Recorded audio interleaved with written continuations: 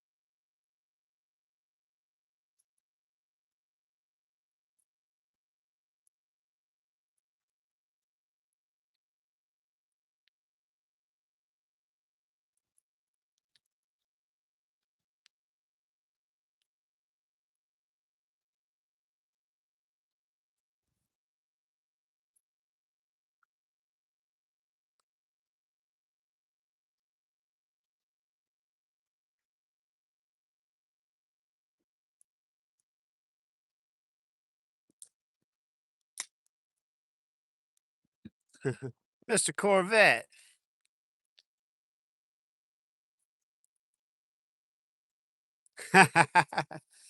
Look, honestly, I'd rather be working.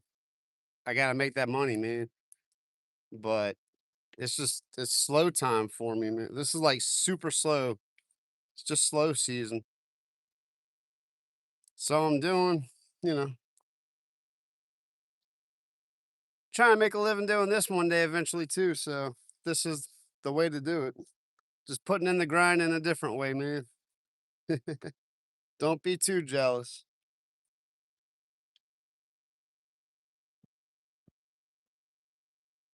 I'm tying up a little pompano rig. I'm just gonna throw some dead shrimp. Actually, I'm gonna put a gulp. I need to go back to my car and get some gulp. I'm kinda want to do like a gulp swimming mullet on one hook and a dead shrimp on the other, just to see what would happen. Which one would get the hit?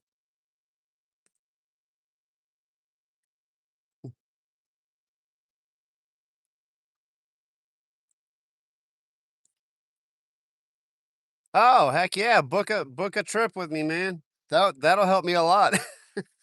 That's the other, hustle I'm trying to get going, is my kayak charter. Um, I might have one lined up next week, so look, the Wrigley's, I hadn't been there in a second, but I know they're there, so, let's set it up.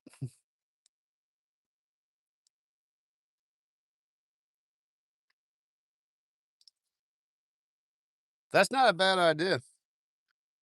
I'm gonna be lazy today, though, and, fish with some dead shrimp on the bottom.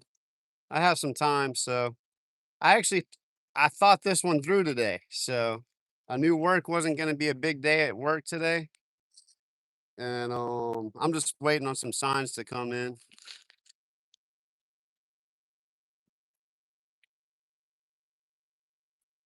Oh, yeah. Jay Sharp, welcome in, man. Appreciate the support.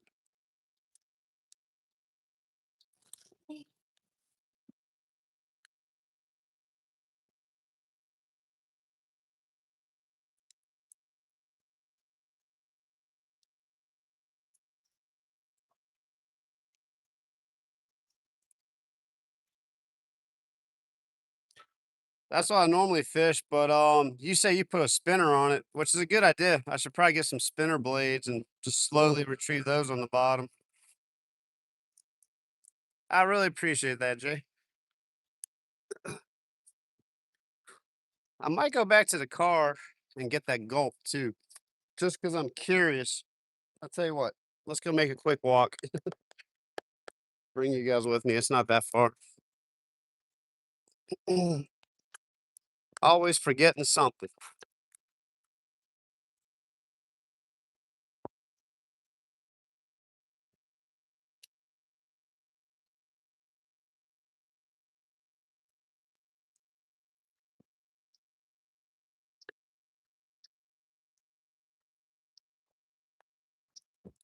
Yeah, as much as I like to fish, I mean, I'm not complaining that I get to fish today, but, I need to work too. I'm just like everyone else. It doesn't seem like it because I fish a lot, but, that's just how it's been going lately. Um, I'm probably being that I'm fishing the bottom with, dead bait, probably catch a catfish, maybe a black drum or a redfish, that would be pretty cool. I'd love to catch a redfish out there. Now's the time to do it with this cold weather. They'll be, funneling up in these deep canals. Alright, got the gulp. Let's go. Let's see here.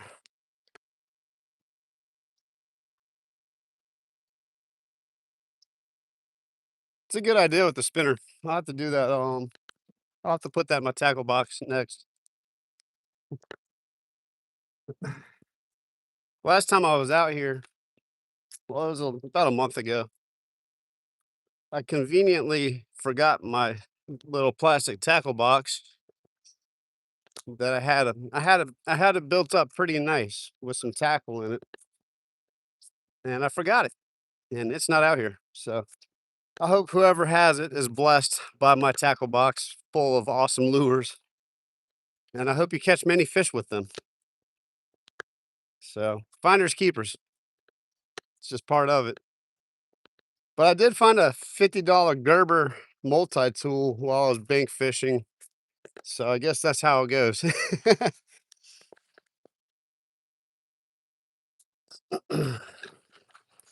There we go. Now we're back. Let's get some lures and bait on here and see what we can catch. Oh, I should have brought my knife too. Yeah, whatever.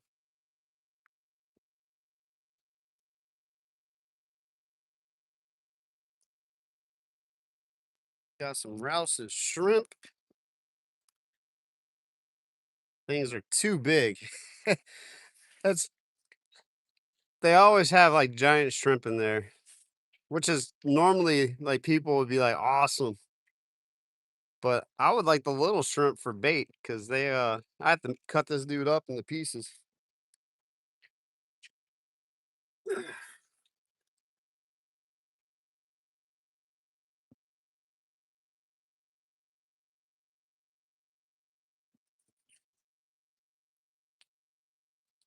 Yeah.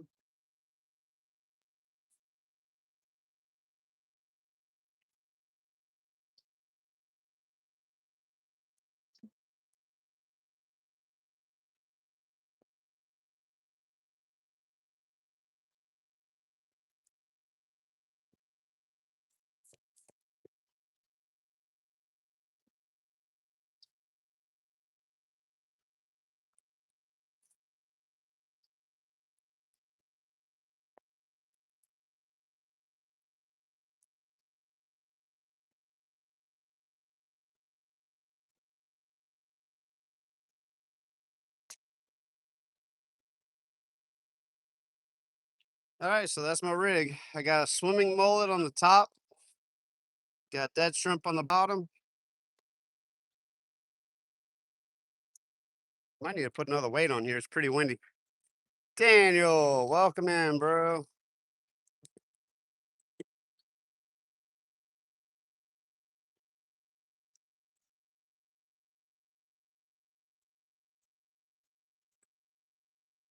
We'll wash this gulp off real quick.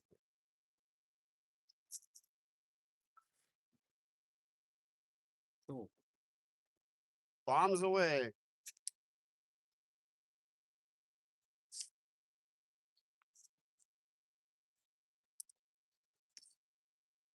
Yeah, I need to put another weight on that for sure.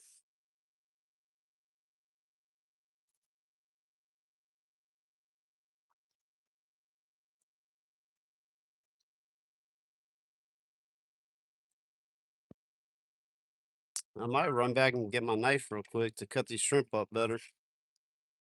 Welcome in, guys. Really appreciate you tuning in. Beautiful day out here in southeast Louisiana. It's a little windy, a little chilly.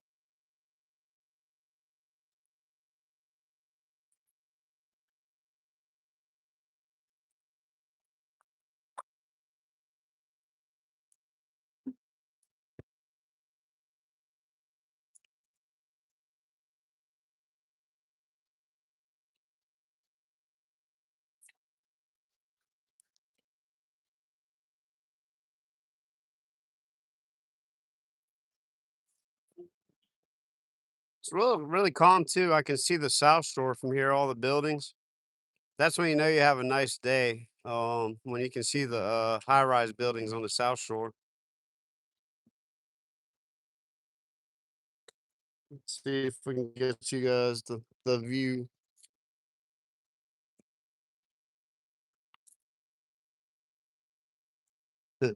That is New Orleans, believe it or not. That building right to the left of the screen, way on the horizon. Let's see here. There you go. That's 24 miles away, those buildings.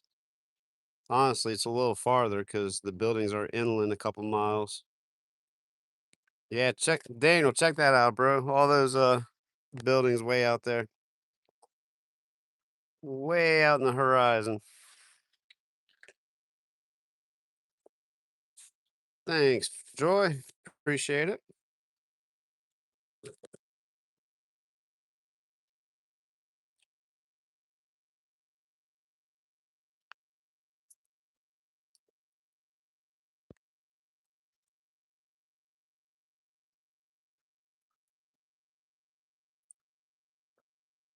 Fashion, welcome in.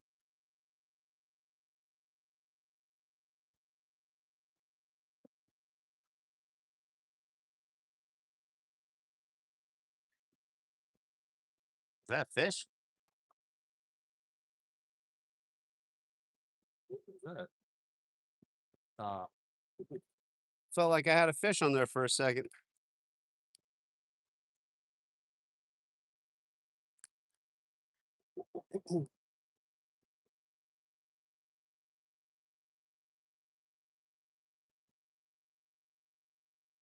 So this isn't a true pompano rig because normally it has a float that would keep this up. So this is just dragging on the bottom.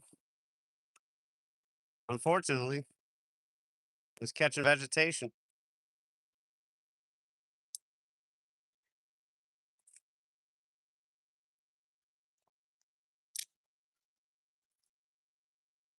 But that's all right. We'll work through it.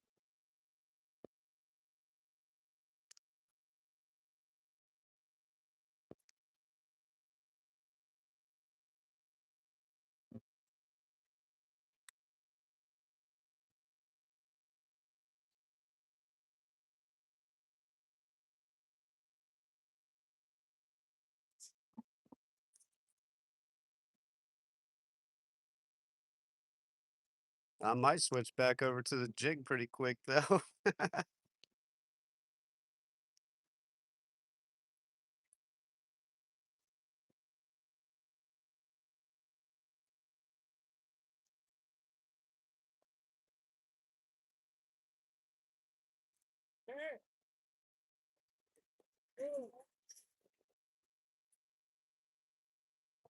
Got a little construction going on over here on the roads.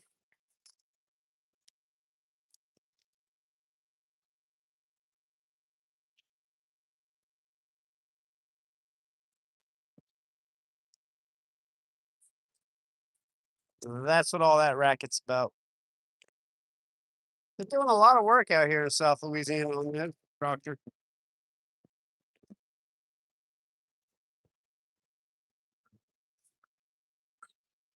Donna, welcome in.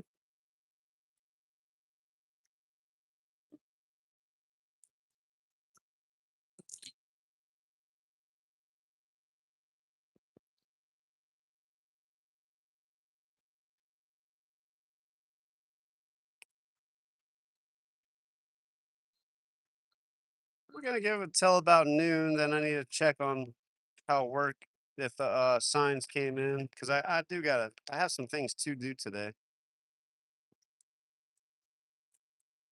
It's all about waiting on materials of the day. I can't do anything without the things I need to install.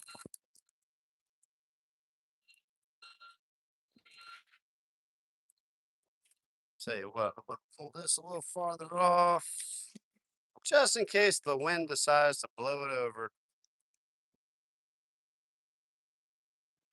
It is nice out here this morning. There's a little nice backdrop for you, the cypress trees, live oak. There's a live oak right there, cypress trees all up in here.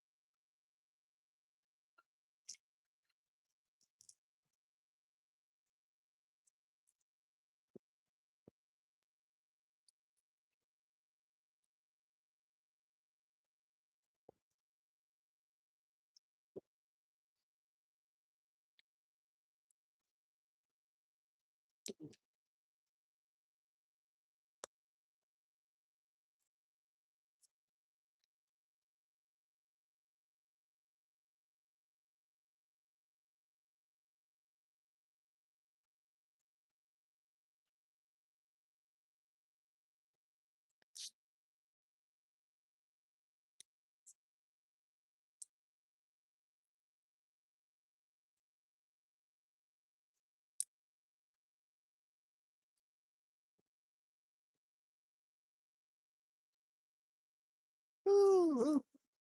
Yeah, we're about to get some nasty weather this weekend. Not too bad, but it's supposed to actually we're supposed to have a wintry mix this weekend.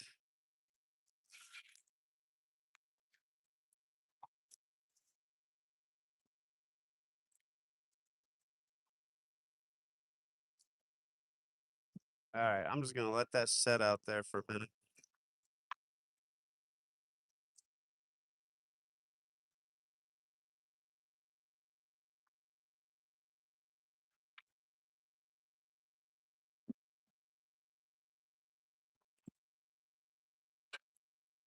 I'm not a fan of this static fishing, but it's just what I'm doing today.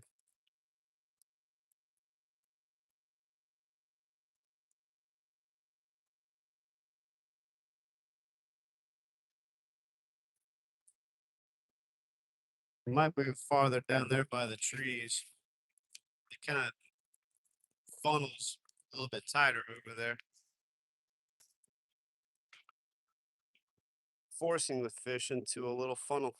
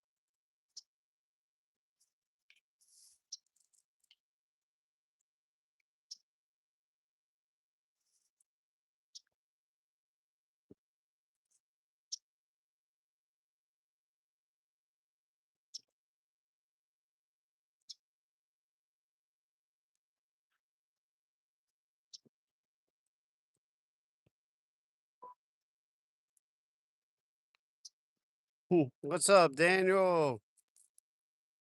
Welcome back in. Uh, I do that too. I hit the high button on accident sometimes.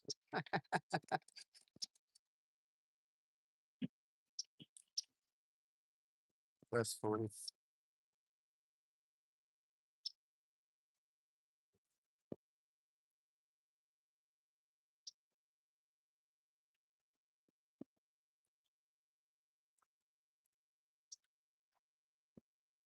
All right, man. Get to it, bro.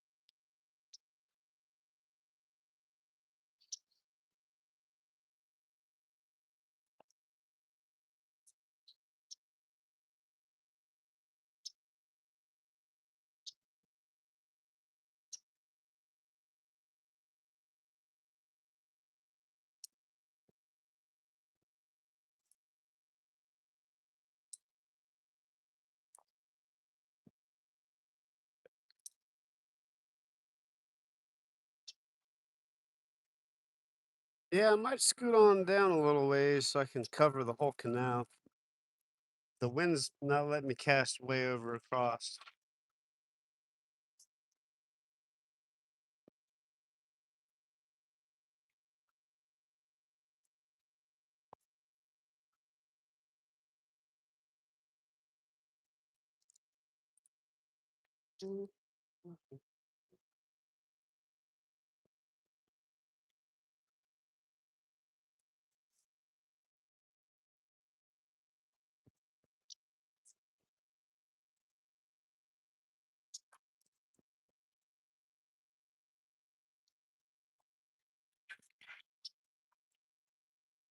There's a cormorant working over there in the water. I've seen some minnows. There's some last minnows swimming around, so at least there's some kind of bait up in here. There's fish. No doubt about that. Just got to give them the bite.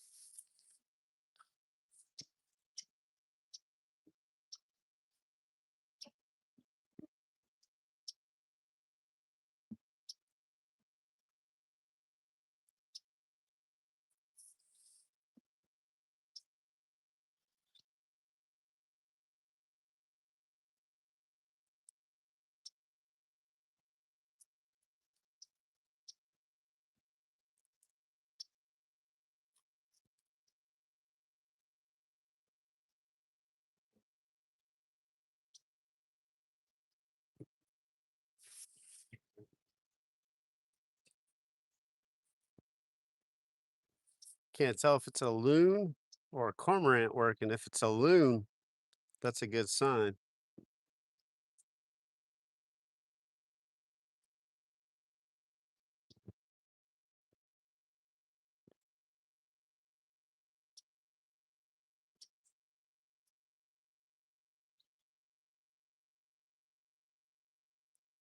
Yeah, I think that's a loon.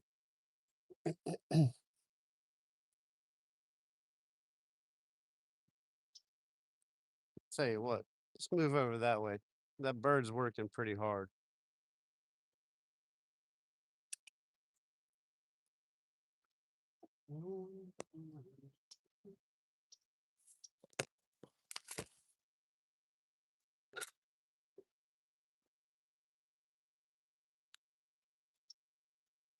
I'll be right back. Let's see who's in. DJ from Mars, welcome in. Los Angeles. Appreciate that. I'm gonna head on down the way for a second. I'll be right back.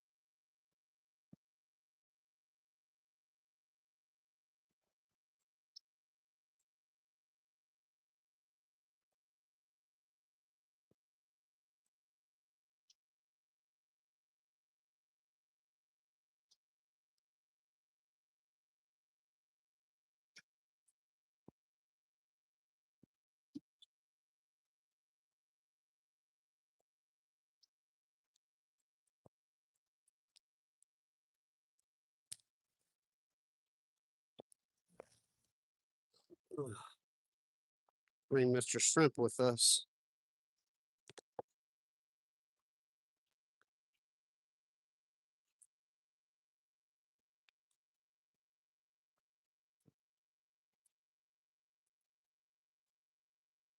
I think I'm gonna go ahead and get my knife too, because I'll be closer to the car. Let's see here. What is the tide doing? Kind of hard to tell. Looks like it's not doing anything right now.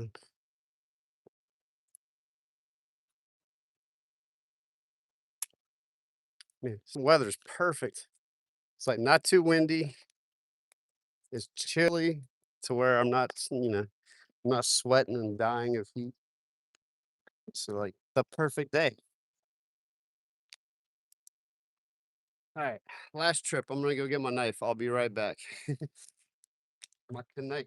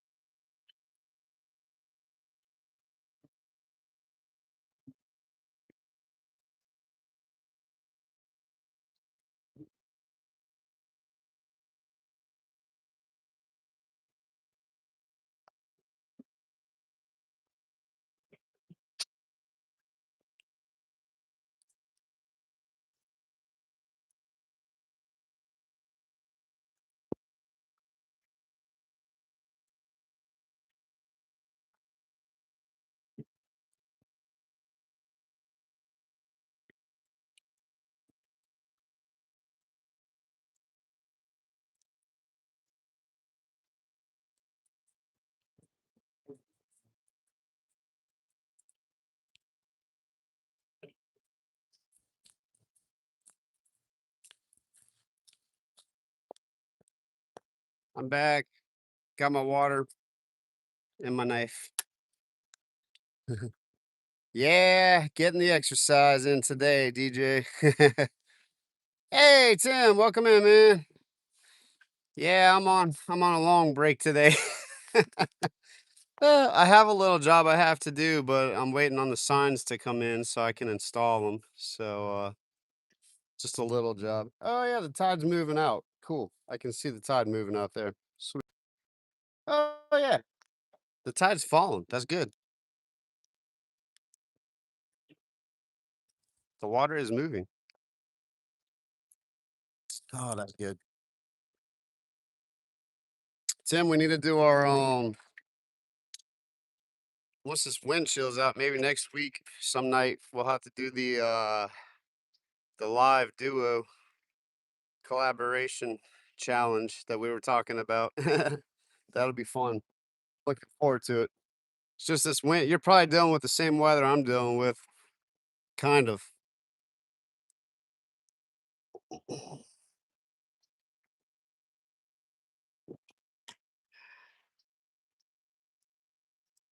There you go.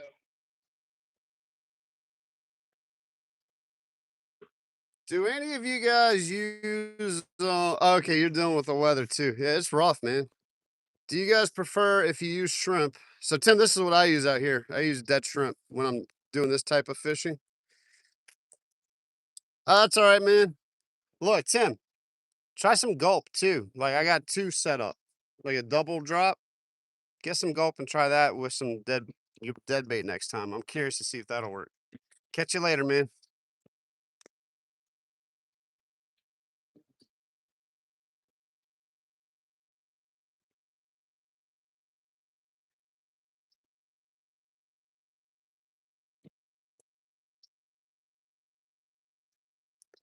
But anyway, if you guys use dead shrimp, do you prefer the tail or the midsection like that?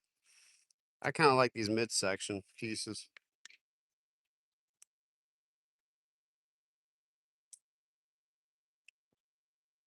Yeah. Now I feel like I'm fishing.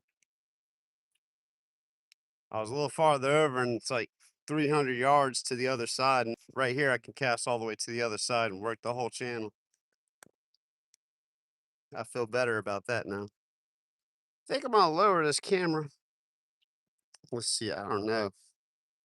Tell you what, let's do this. That way, if I do catch a fish, all I have to do is, yeah. I'm gonna sit down and chill, guys. Let's see. How does that do? Oh, that's perfect. Yeah, now I can relax.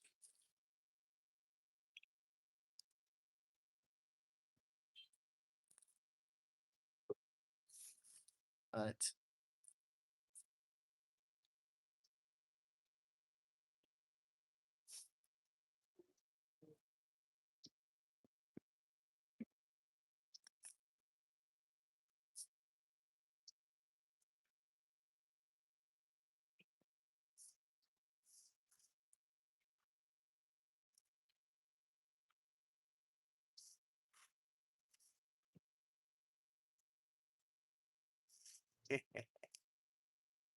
oh man, let me get up here and check the chat real quick. All right, cool. Yeah, feeling lazy today. If I just had a rod holder, I'd be in great shape.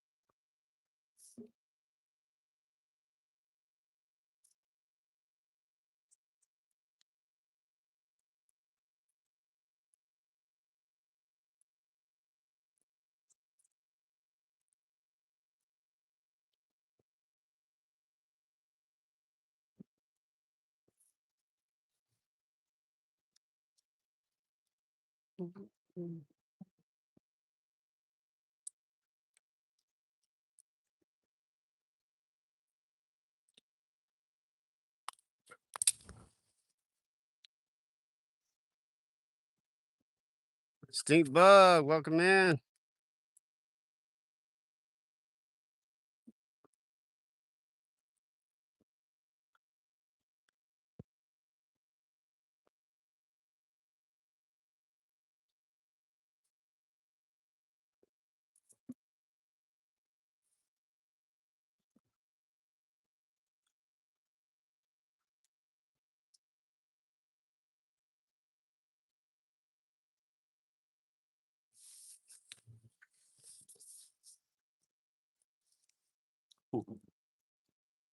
Might need to go run to my car again and get my hat. By Carnosaur, that's awesome. That's a cool name.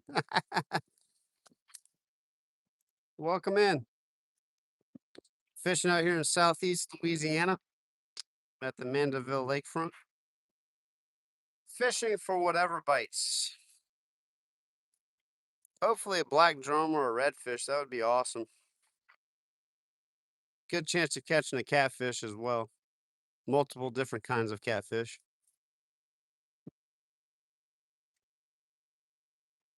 I have dead shrimp on the bottom on a pompano rig paired with a gulp swimming mullet. So trying to double down on different baits and seeing what's happening.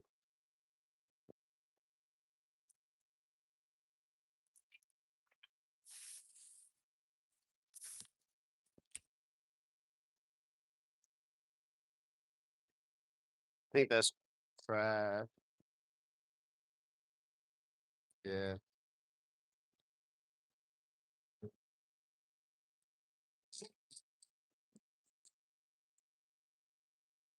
Little sphagnum moss from the trees.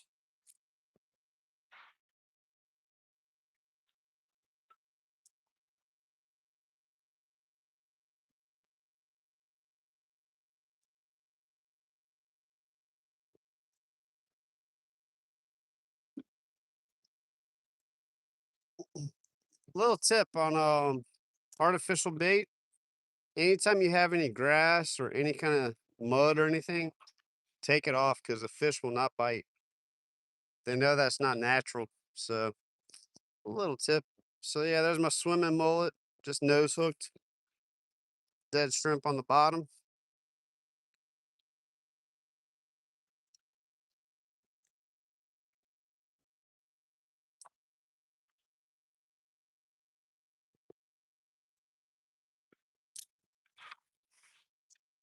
Might let this one sit out longer than last time.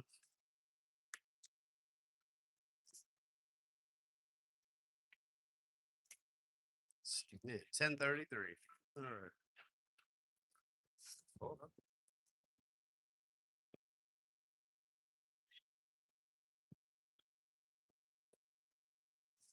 That almost felt like a bite.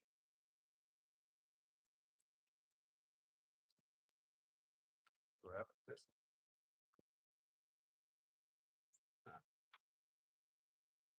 Almost felt like I had a bite there for a second.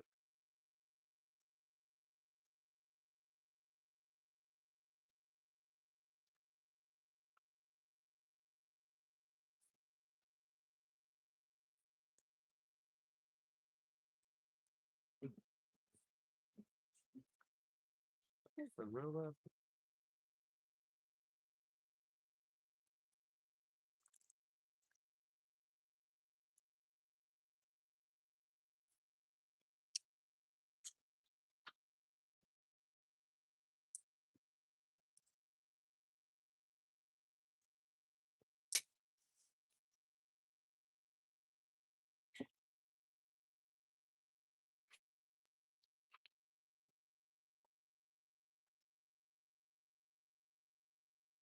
Oh yeah, I'm about to get my hat too. Oh, I mean, it's like the never-ending list of things I forget.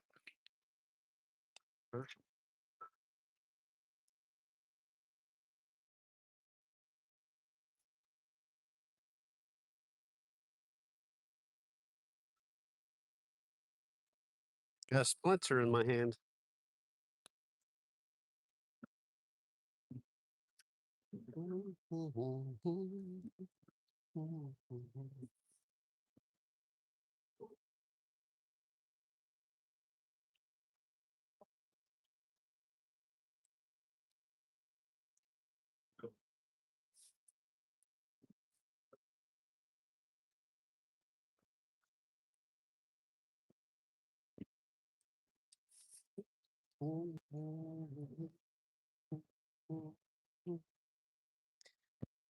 Yeah, I know so far it's not the most entertaining live of the year.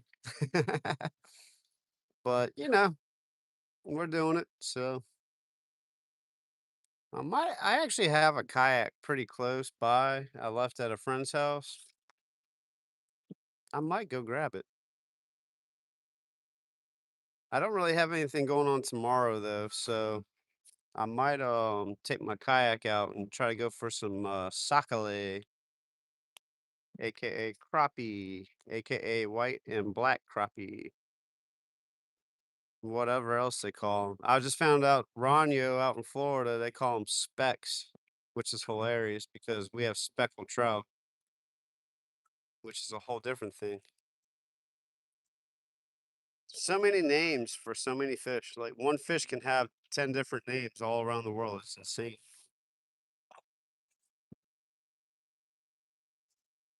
Oh, that was work chiming in. The signs are not in yet, so I might be fishing all day. I'm not hating that, but man, I need to work. Oh. Nothing like waiting for people to call for us to go and work. It's the tough part about the home repair life. You're always depending on other people to call you to do work. There's not like a guaranteed you're gonna have work that day, especially this time of year.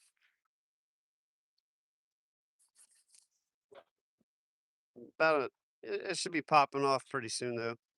This is about when people recover from Thanksgiving and Christmas and everything else, and start thinking about fixing their houses up again. Kids going back to school, all that fun stuff.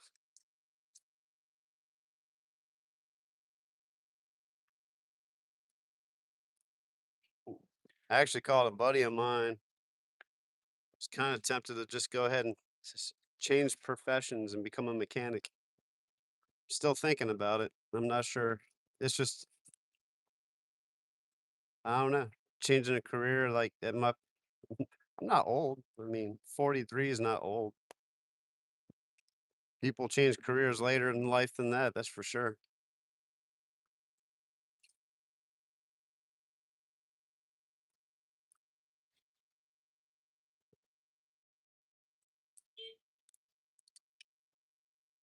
This is my problem when I'm fishing dead bait. I can't like just let it sit out there. Yeah, it should pick up pretty soon. We're getting calls. Just no one's ready to pull the trigger on the job on jobs yet. So it'll happen. I actually might have a kayak fishing charter next week lined up. So hopefully the weather. I do. It just depends on the weather. So should be taking someone out in a kayak pretty soon next week, either Monday or Friday. I have to look at the weather. Yeah, mechanics make great money. I'm actually thinking about my buddy works at a marina out here and kind of toying with the idea of that, but I have to take the classes and they're like not local. So I'd have to think about that too. I'll have to leave town for a week or two at a time for a few weeks and I don't know how I feel about that. It would be fun, but be leaving the wife behind and I don't know about that. It's just slow though. So whenever things pick up, then I'll be like, yeah, things are rocking and rolling.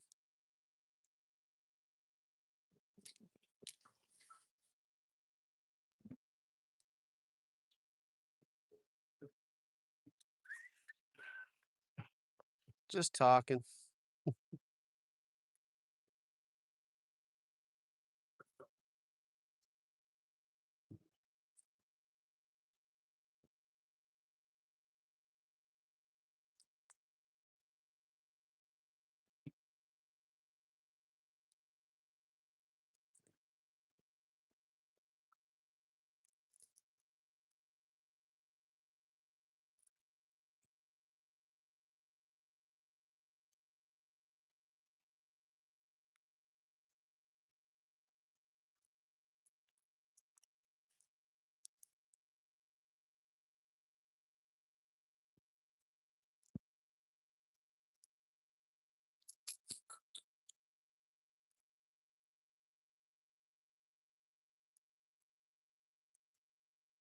Tell you what, man, this spot just like completely shut off.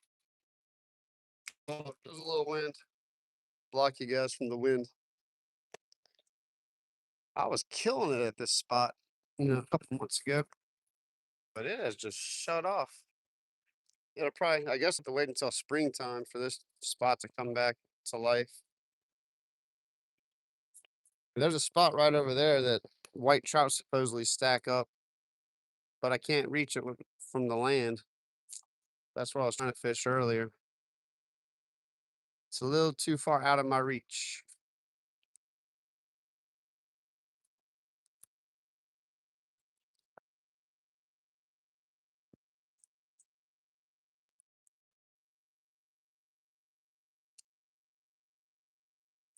Uh, Something picked off the shrimp. Maybe we're on to something.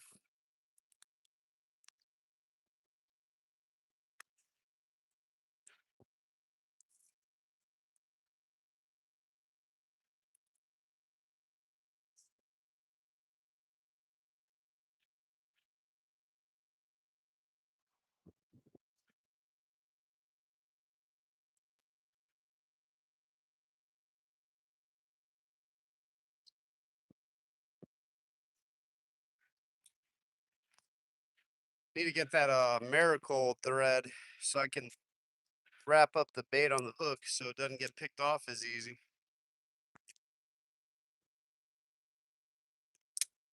All right, let's just let that sit there. Hopefully, it wasn't a crab.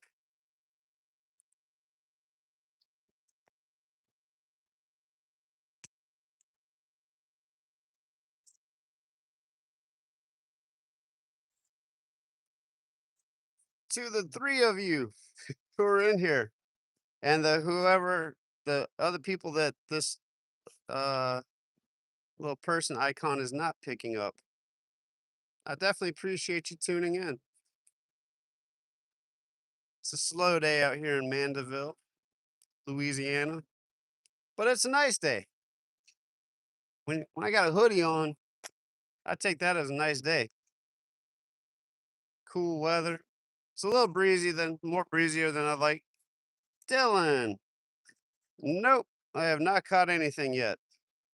I did just have a bite though, so that's promising. I had a shrimp on there and it sucked the meat out of the shell, left the shell on there. So that typically is probably like a croaker. Could have been a white trout, maybe a crab. So we'll find out. I probably have most of the day to do this, so might move spots. I don't know yet. I might just hang out here all day. It's a nice spot. I love fishing here because it's just too. It's an easy spot to fish from the bank anyway.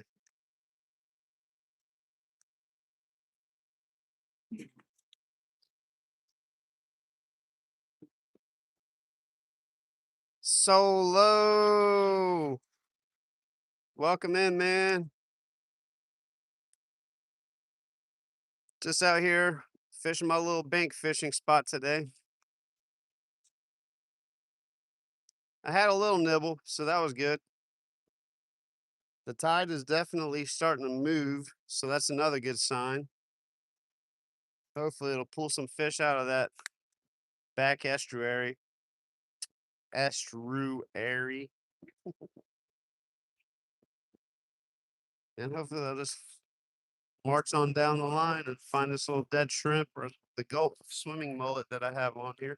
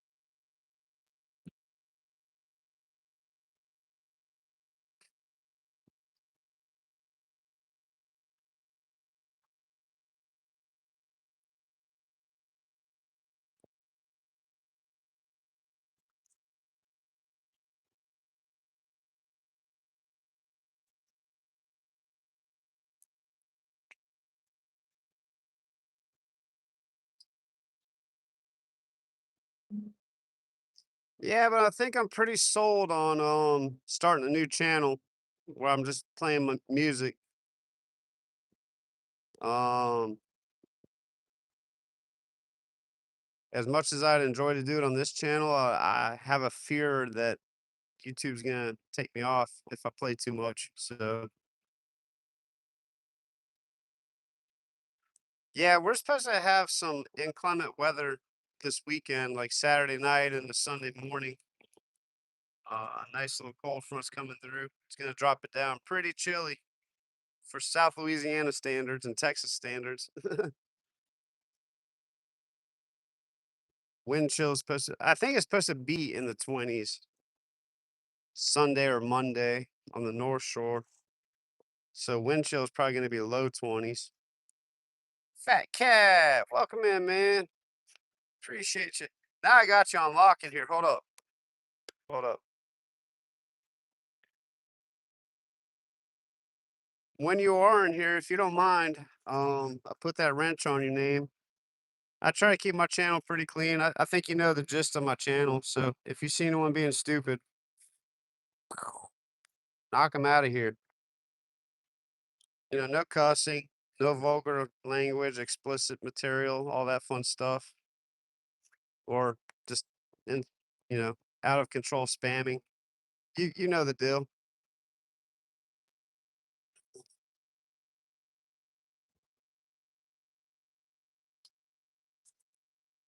Appreciate you being in here today. But yeah, I'm in South Louisiana, Fat Cat. I think you know that. If not, that's where I'm at, Southeast Louisiana. I'm fishing in Mandeville, just north of New Orleans today.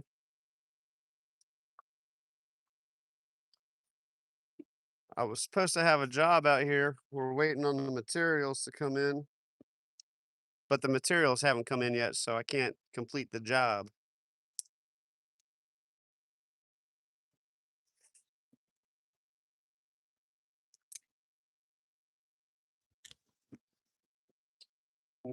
I might be switching over back over to a jig head pretty soon and just jig the lure. I can't handle this sitting here and waiting for the bait to be taken.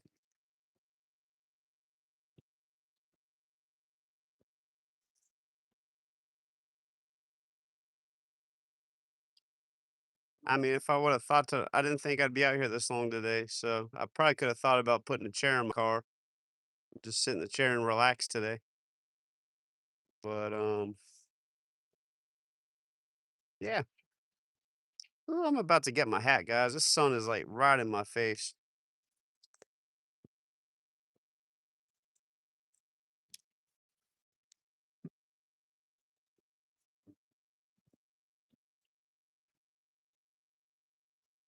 I actually want to move my car, but I'm afraid it's going to connect to my phone and lose audio again. It was like right at the end of that long 5 hour live stream.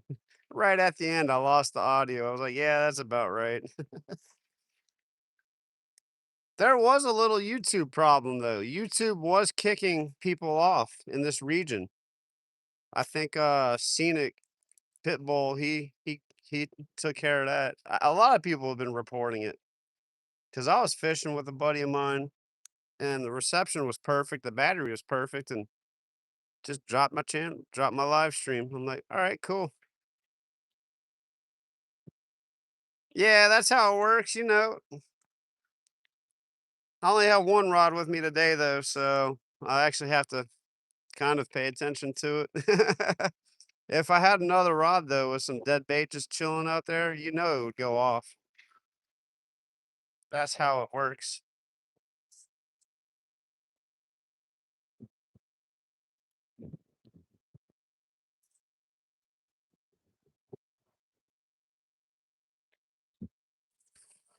I'm kind of dual fishing though. I have the gulp, so I kind of am working an artificial, but I got the dead bait as like a trailer. So that's kind of interesting technique. It's on a modified drop shot. They call it a pompano rig, but it doesn't have the floats on it, so it's not truly a pompano rig, I guess.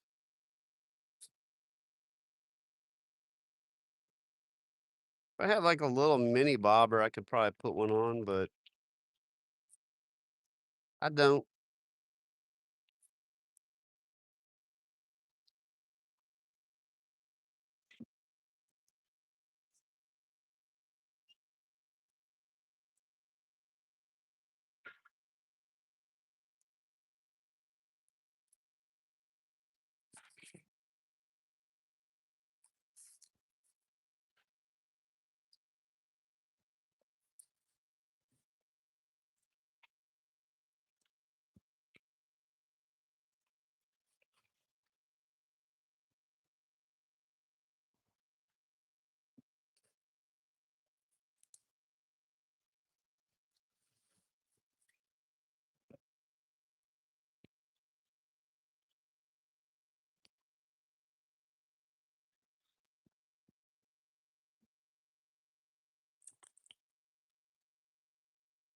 So Fat Cat Solo, this is my setup right here.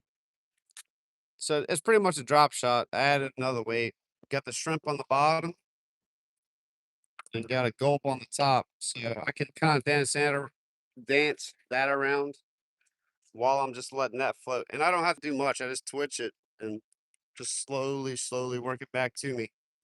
So that's kind of what I'm working with this morning. I'm gonna go run back to the car and get my hat. I think this is like my 10th trip back to my car. I'll be right back.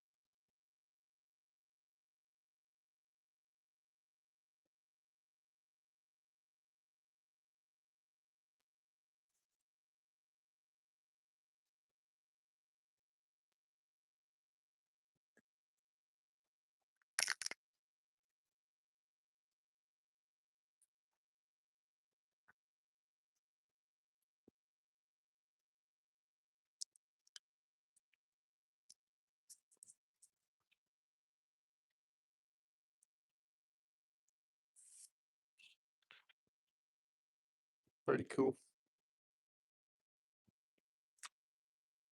Yeah, so much better. Now I don't have the sun on my face. Like,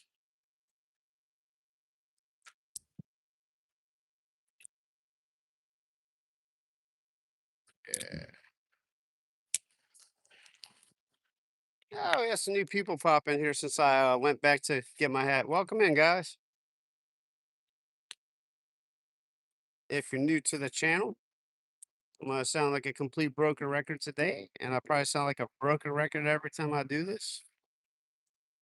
We're in South Louisiana, fishing for whatever bites off the bank.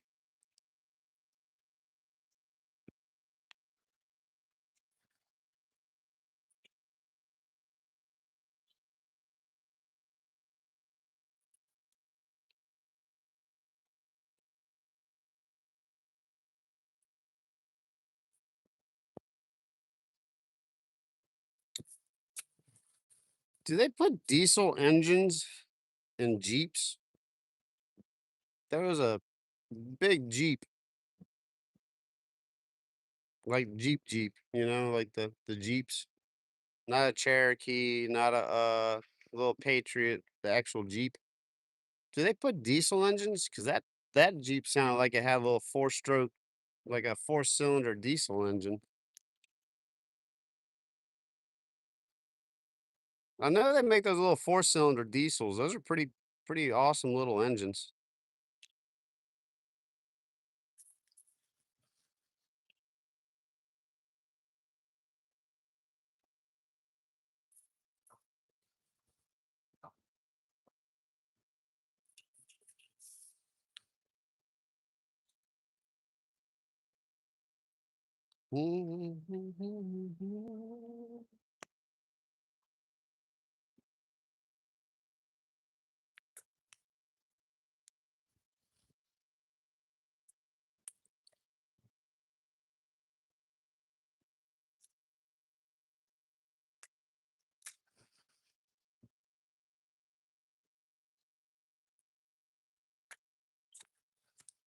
Yeah, I didn't think so. It had that little whistle, like it sounded like a diesel engine in it. Maybe it's some custom job that someone ordered. They put a diesel Hemi in the Jeep. It just had that whistle. It didn't sound like a gas engine.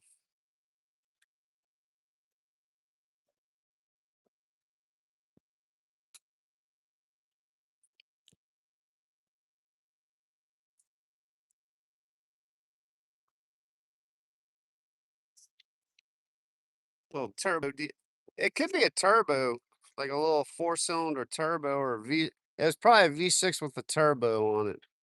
That's what it was, I bet. All these trucks, man, like Toyota Tundras don't even have V8s in them anymore. They don't make V8s anymore. It's like that's the best engine ever. I bet it was. It sounded just like a diesel engine. It had that, the diesel whistle. It was a pretty big Jeep too. I was like, it needs the diesel power to push that thing around.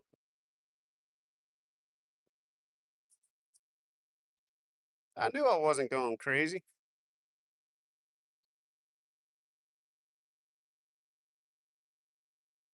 You can tell a diesel when it comes by, that's for sure. Ah, yeah, it was a Wrangler. That's what I meant to say. I couldn't think of the name. Well, it's probably like a Rubicon or whatever the other one. There's so many of them now. Danny went fishing. What's up, man? Welcome in, dude. Thanks for tuning in. Just chilling out here on the bank. Oh man, Skull and Bones is live right now. He's on his lunch break. Go pop over and tell him Ferg sent you. Go say hi to Skull and Bones. If you guys are sub to him, he just went live. He's on his lunch break, probably slinging that slingshot. Ron, yo, welcome in, man. Dude, you guys are killing the crappie out there. I was talking about you earlier. I didn't realize you called them specks out there. Hold up. Nope. Oh, I lost the trophy. Oh, watch this. Let's see if I can snag it.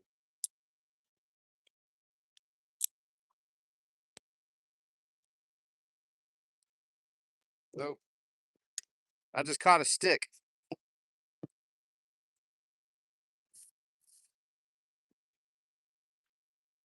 Nah, I've really been out of that. Like I just where I live, there's not much real use for that. There's nowhere you can really ride.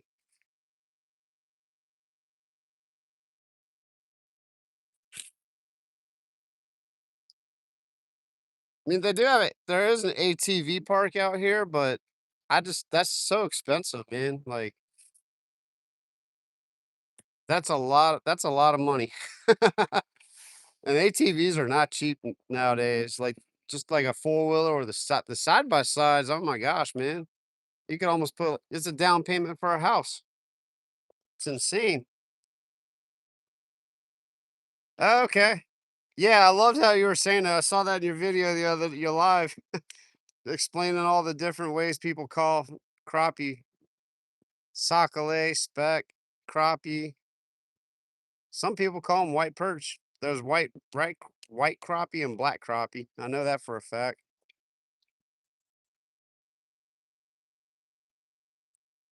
I try not to get too involved in the details, but some people genuinely want to know, and I kind of like learning about all the different true names of species.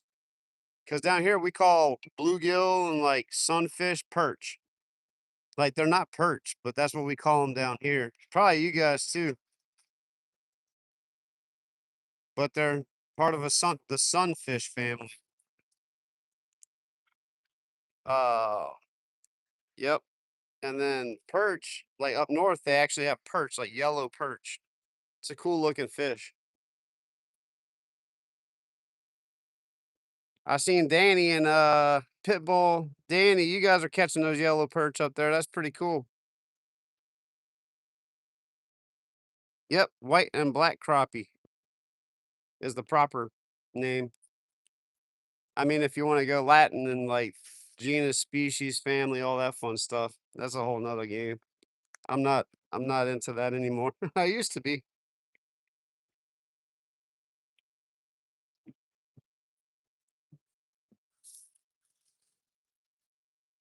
I might do that tomorrow though. Like work just hasn't panned out too well this week. I finished we finished what we needed to finish. So I might take the kayak out and do some freshwater stuff tomorrow. Yeah, I try to keep it simple, man. That's for sure. No doubt. I'm just gonna start calling them sockeye, and if people are like soccer what? Like, yeah, sockeye. Because I am in South Louisiana, and that's what most of them. People get mad at you if you call them crappie out here. They're like, man, where'd you come from? I'm like, dude, just back off. It's a fish.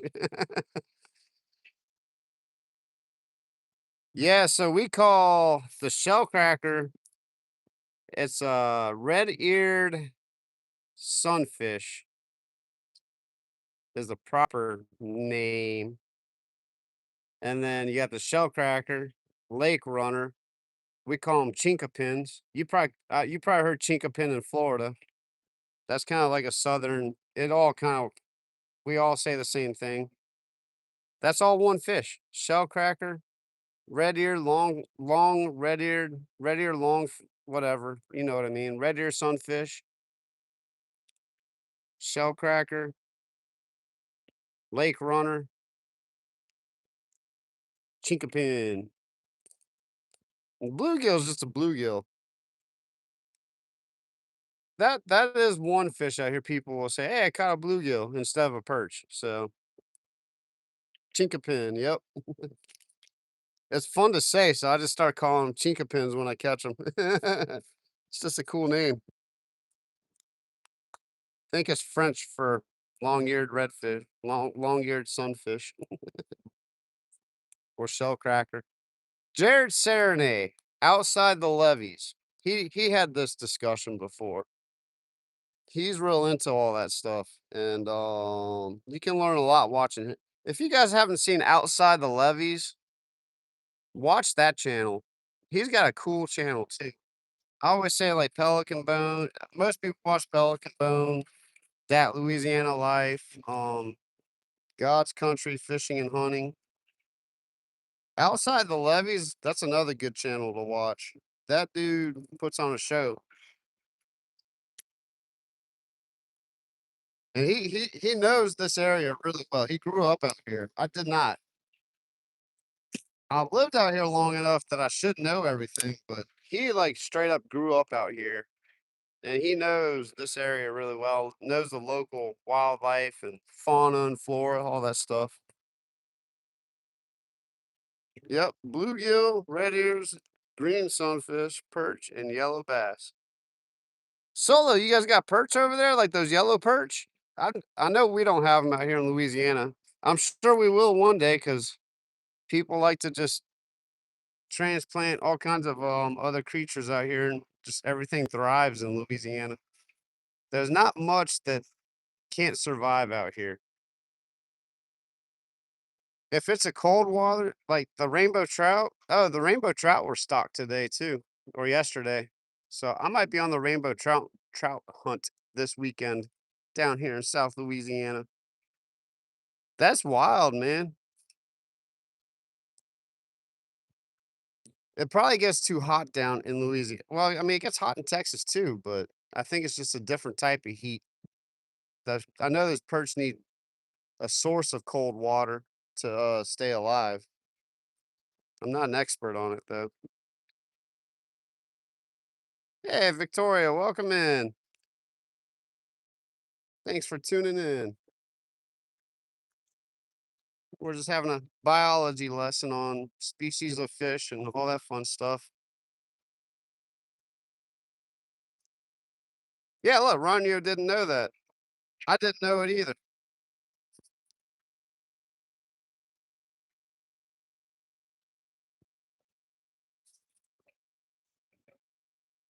Always a learning experience.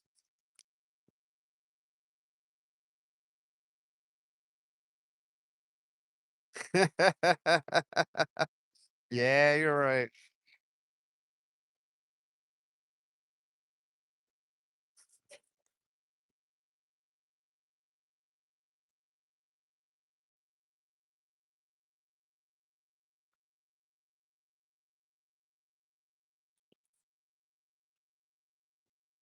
I try to stay away from all that altogether. That's a big thing down here in New Orleans. All the voodoo tour, and like the ghost tours and all that. The fishing is not too great right now. Not where I'm at. If I was out in the kayak, I'd be on fish. No, I probably would have already caught like 4 or 5 fish, no doubt.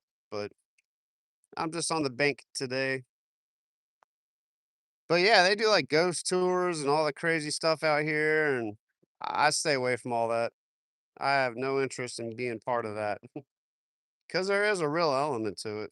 It's there is it's like half show, but it's half real. Like that's a real thing. So I just stay away from that junk.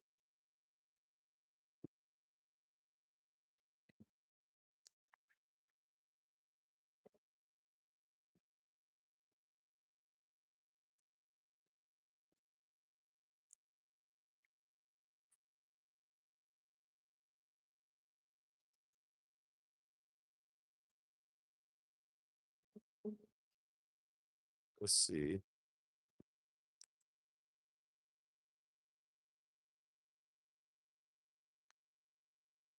Oh, that's cool, man. Are you going live, Ronju? Ronju said that they're doing a fish off this Saturday.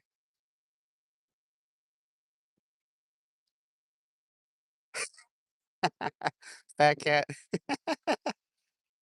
Oh, man. Cool. The split live. That'll be a fun watch. So guys, tune into Ronyo if you guys Ronyo's Adventures. Saturday, he's doing a fish off with a friend of his out there from 3 p.m. to 8 p.m. Eastern time. I'm in Central time, so I had to think about that for a second. Well, I don't know. Ronio, you're Eastern time, correct?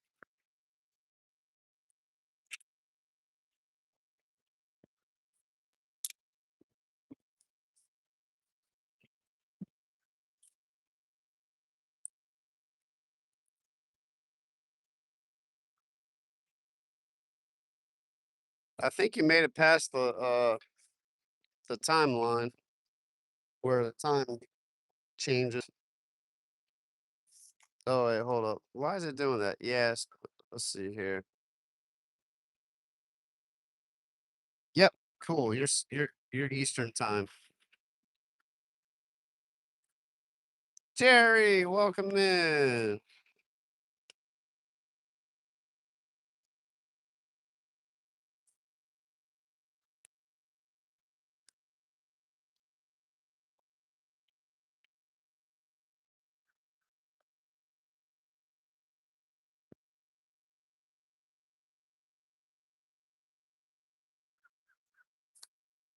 I'll probably be doing something similar to that off of the bank with Arizona Outdoors. Tim, you guys know him.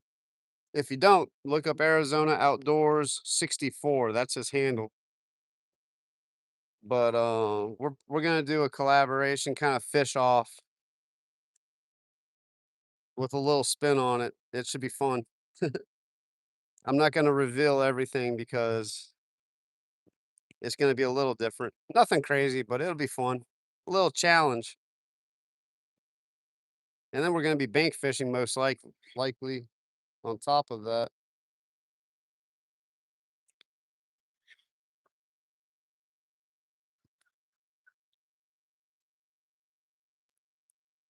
Felt a little funny there for a second. I don't know how I like this Pompano rig. I wish they got some coming in with the floats. So I'll probably yeah, Arizona Outdoors. Well, let's see here. Let me pin that.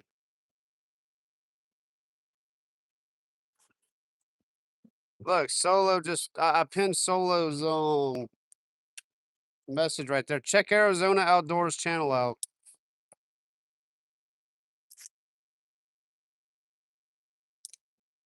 That was a good cast. Fat cat, that's how I feel right now from the bank anyway. I gotta be out in my kayak to catch fish out here right now.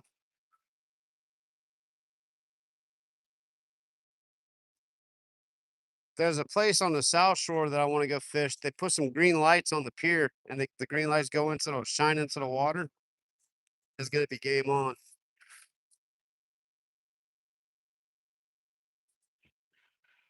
Tony, welcome in, man. Sorry I missed you. Welcome in.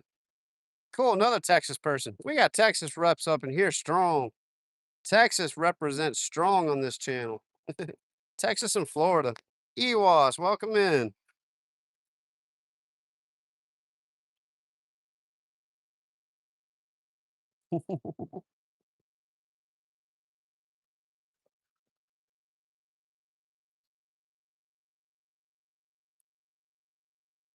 Not that anyone has been out of line, but just house rules. Keep it clean in here.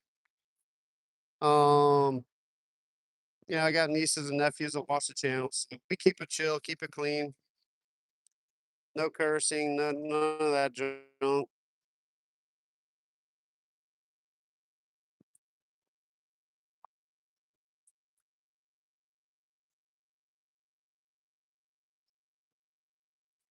Man, EWAS, I need to check your channel. I think I subscribed to you. I have to go back and make sure I subscribe to you.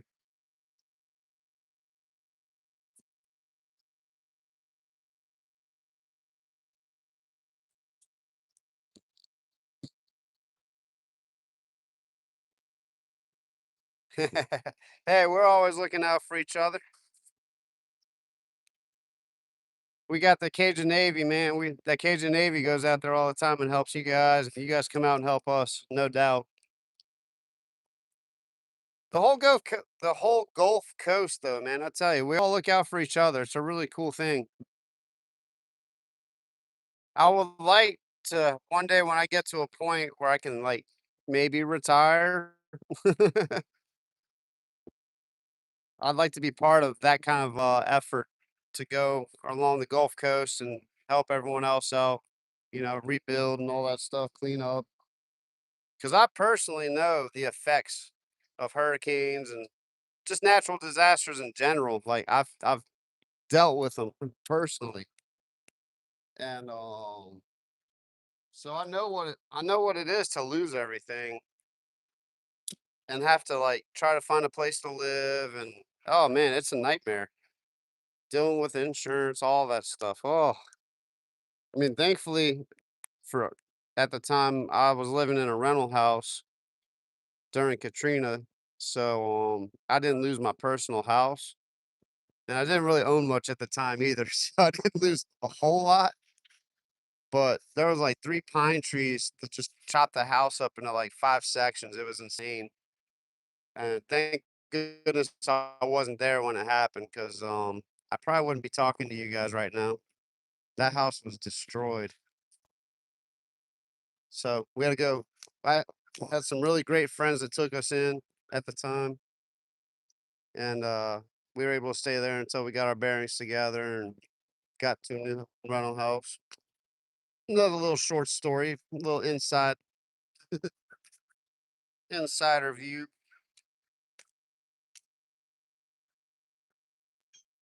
How you like my fidget spinner? That's a fisherman's fidget spinner. Uh, Man, it is a beautiful day out here. My goodness. Yeah, Katrina was no joke. Try not to talk about it too much, honestly, but it comes up. It's just part of it. I lived with a chainsaw in my hand for like 3 or 4 days, just cutting trees and getting cars cleared out so people could like at least try to drive around and get some kind of feel like, feel like humans, for lack of better words, feel like a part of society. Those were some rough days. I evacuated. I stayed at my uncle's house. Thank goodness I did because it was built for that stuff. I evacuated after the storm because there was just no infrastructure, no power, no water, nothing. And it was hot, very, very hot, like 105, 110-degree hot with 100% humidity. It was ridiculous. Yeah, some type of normal. So I actually went up to Iowa and at the time had in-laws out in Iowa and I actually found work in Iowa for about 3 or 4 months. And then got a call from my boss at the time and said, "Dude, I need you down here now because I fix houses." So once like the storm debris people came by, did their thing, and kind of got things kind of back to well, I'm not even gonna call it normal to where we could live and function. Came back and started putting houses together, and that was it's probably a solid 2 or 3 year run where we were just working on Katrina based, you know, damages. It was pretty intense.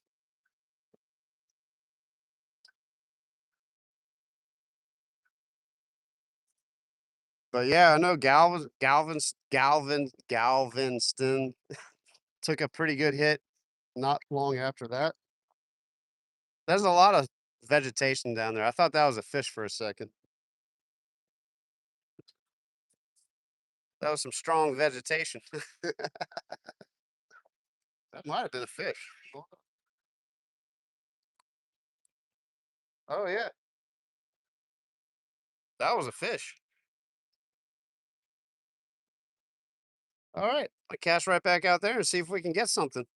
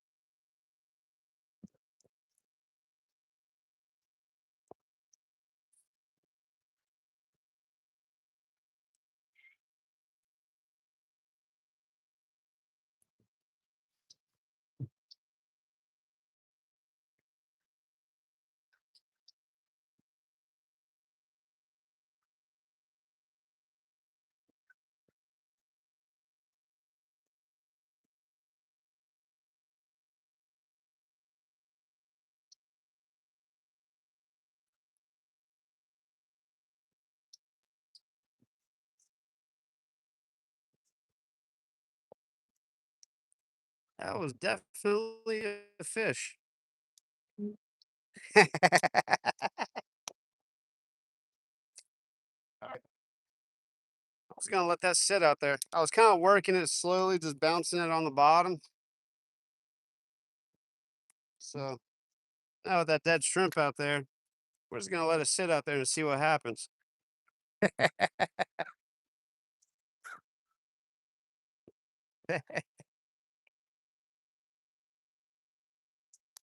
Kinda wanna dance it a little bit because I have that gulp on there too.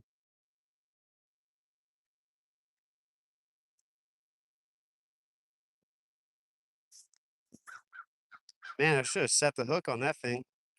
It was on there for a second, like, I felt the weight. It pulled back a little bit.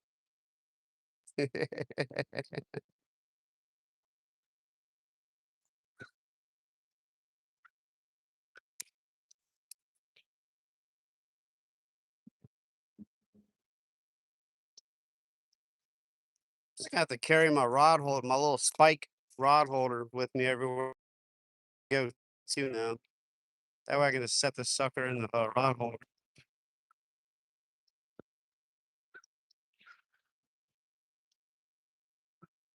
That sound Cajun shrimp Alfredo sounds awesome. I'm gonna have to wait until next year when the shrimp start running, catch some more fresh shrimp off the lakefront. Just do it from scratch. Like, I bought these shrimp from Rouse's, and they're not the same as having them straight out the lake or the Gulf, at that matter.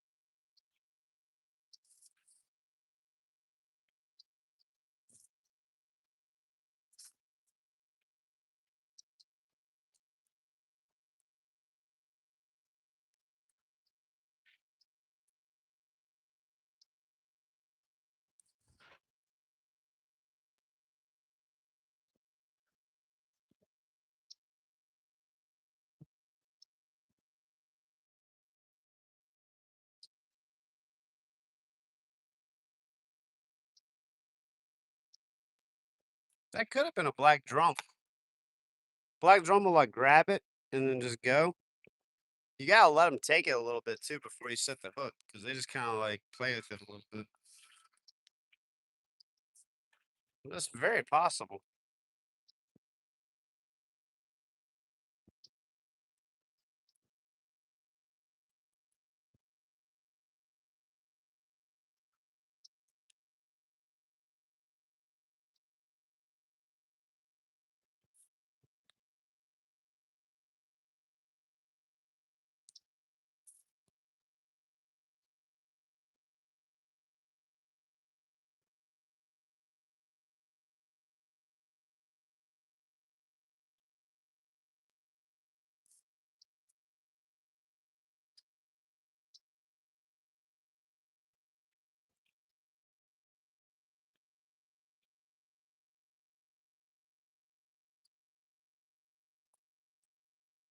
Yeah, a seagull just kinda flying around in circles. Be awesome to see him start diving on some bait.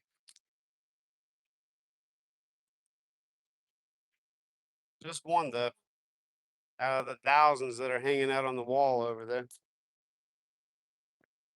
He's working pretty hard over here. What do you see that I don't see?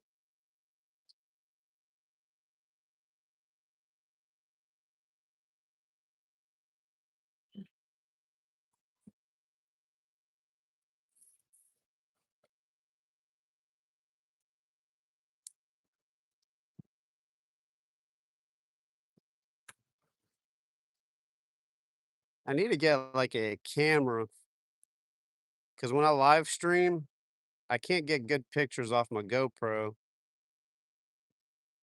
for, the magazine articles.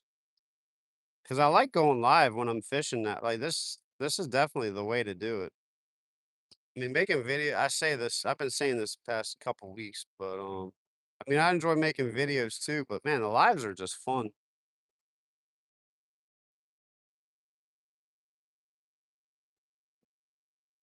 But I can't get good pictures with my phone because 'cause I'm going live on my phone. I need to set it up to where I can go live from my Go I need to get a new GoPro. That's really what I need to do, or one of those action cameras from, DJI or whatever it is. Stream from the GoPro or action camera, and then have my phone accessible for pictures and stuff.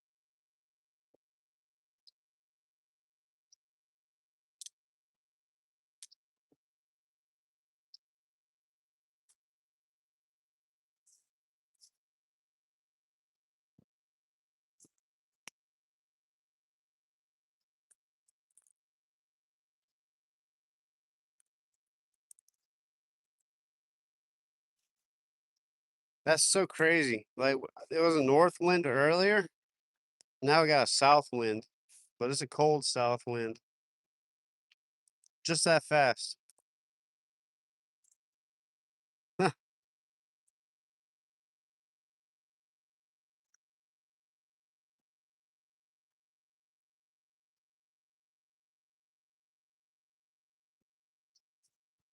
ooh, it's getting chilly with that south wind.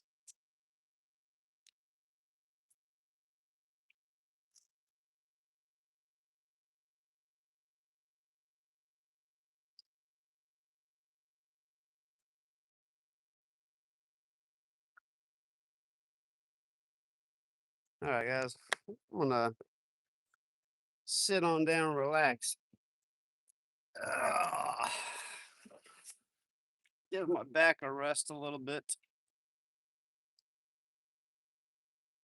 Let's let that shrimp do its thing. Yeah.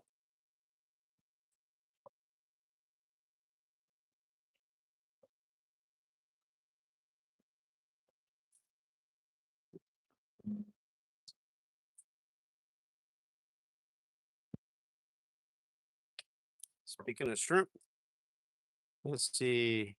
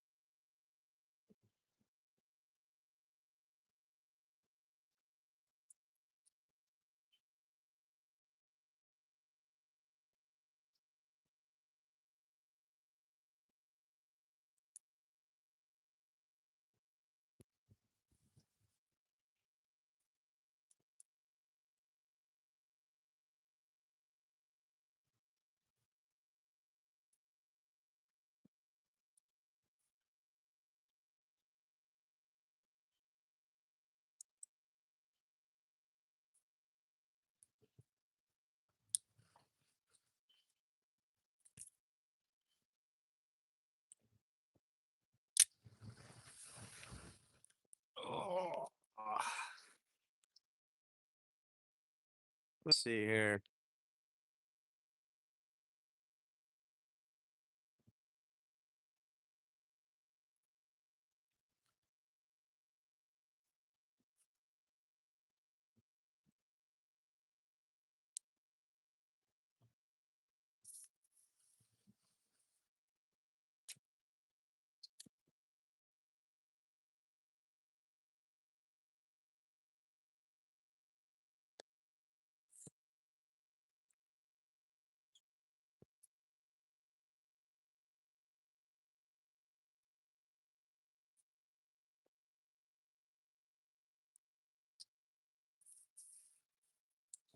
I'm really tempted to go to Madisonville today, but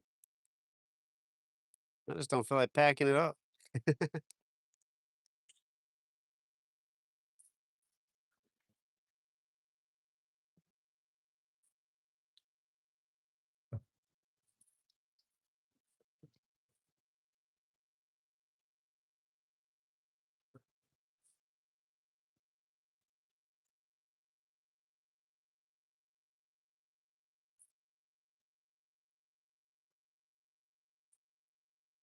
Yeah, that should be a good watch on Saturday. Watching Ronyo versus his friend.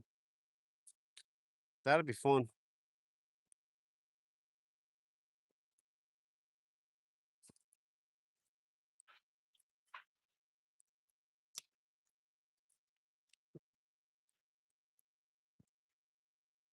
Snaggeroo. All right. Found the snag.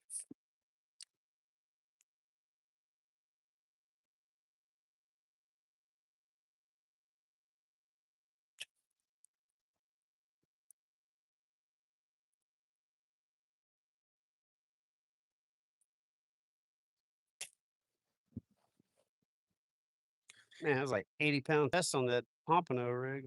My goodness.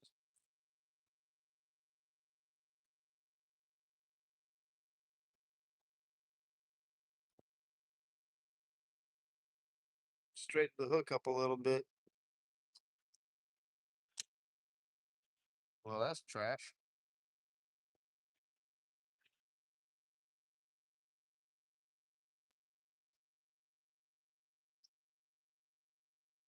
All right.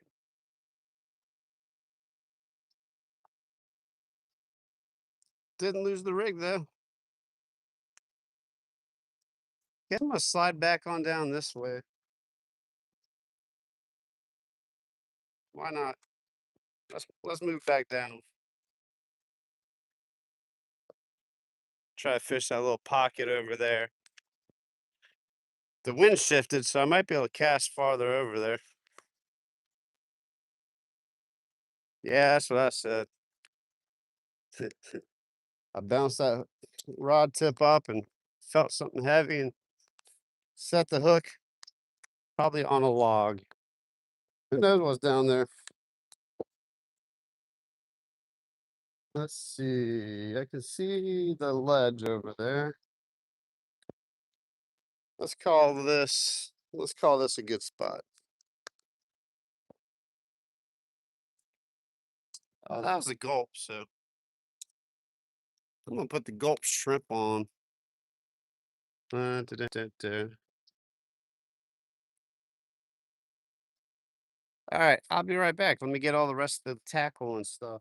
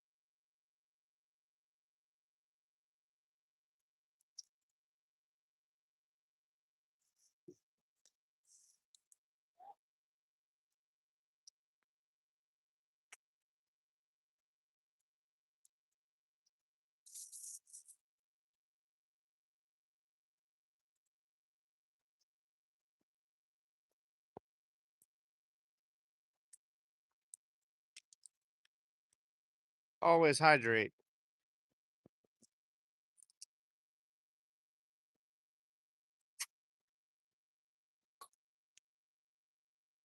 All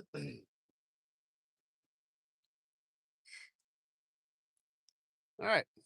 Let's see if the new penny gulp shrimp versus the swimming mullet will yield anything different, which so far has been nothing.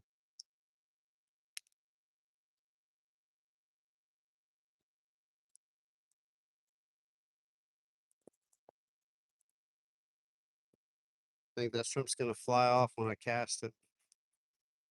Let me cut up a new piece of shrimp too. While I'm at it.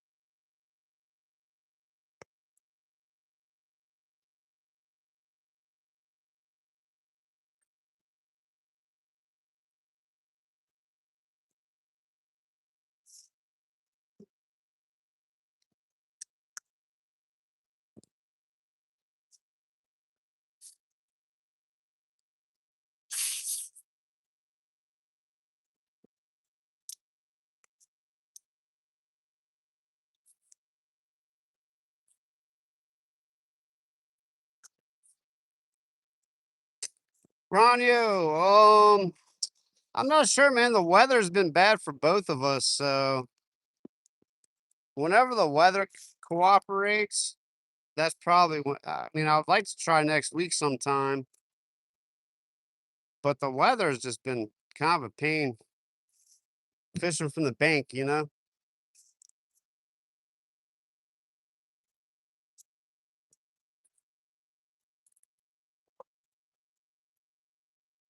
Like it's blowing 15, 20-mile-an-hour winds right now, you know? It's just, and I'll probably be on the south shore, so this north wind has really messed up the south shore. Yeah.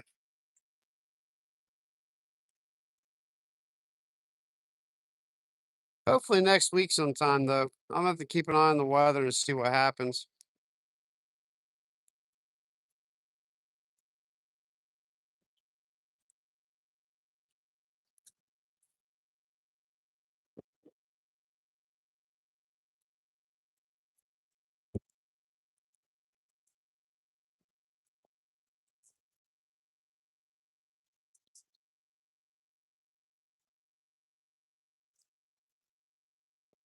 I'm about to put the chest mount on and go walk over to the wall and start throwing a jig head.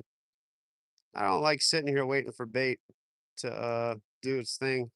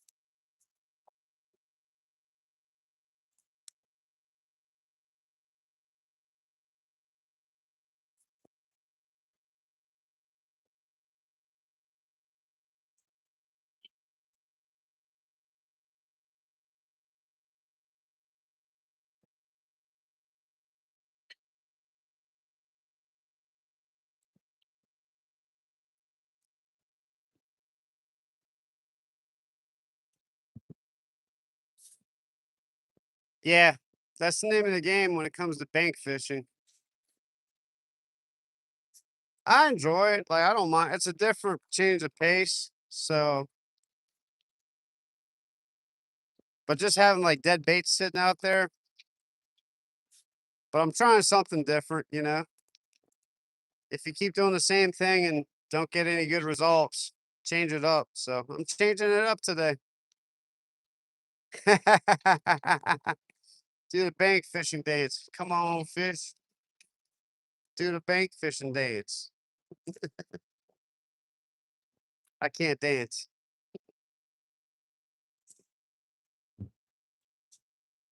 I can't dance. I can't talk. Only thing about me is the way I walk. Something like that. That was a cool song by Phil Collins or Genesis back in the day.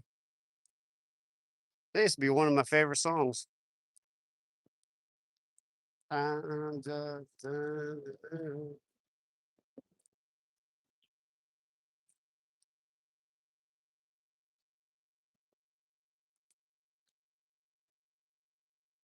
come on, fish. Here, fishy, fishy, fishy. I'll go like duck hunting with a buddy of mine every now and then. We already went one time, but just we didn't find any ducks. It was kind of, it was rough. And it was because I was filming. I had the camera going, so probably the sun was bouncing off and the ducks could see it from a mile away. But he's like, "You want to hear the best duck call in the world?" I'm like, "Yeah." He's got like a neck full of duck calls, right? All the duck commander calls and all the other calls, and he's like, "Here, duck, duck, duck, duck, here, duck." Best duck call in the world. Hold up.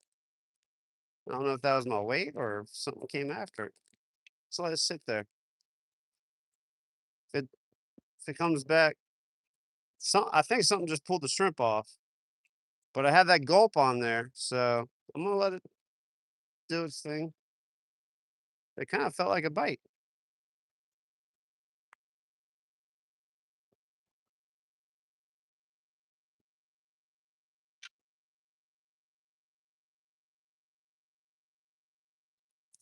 Yeah, I thought it was hilarious. I wasn't expecting him to do that. So yeah, I was like a noob to duck hunting. So anytime you get someone new in, you can mess with them like that. It's always a funny thing. Yeah, I'm about to get that fish call going on. Here, fishy, fishy, here, fishy, fishy.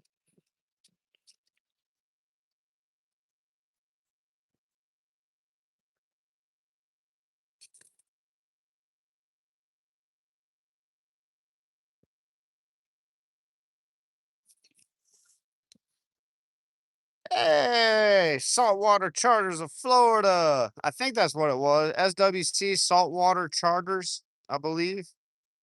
Welcome in, man. I need to come book a charter with you. Put me on some fish, bro.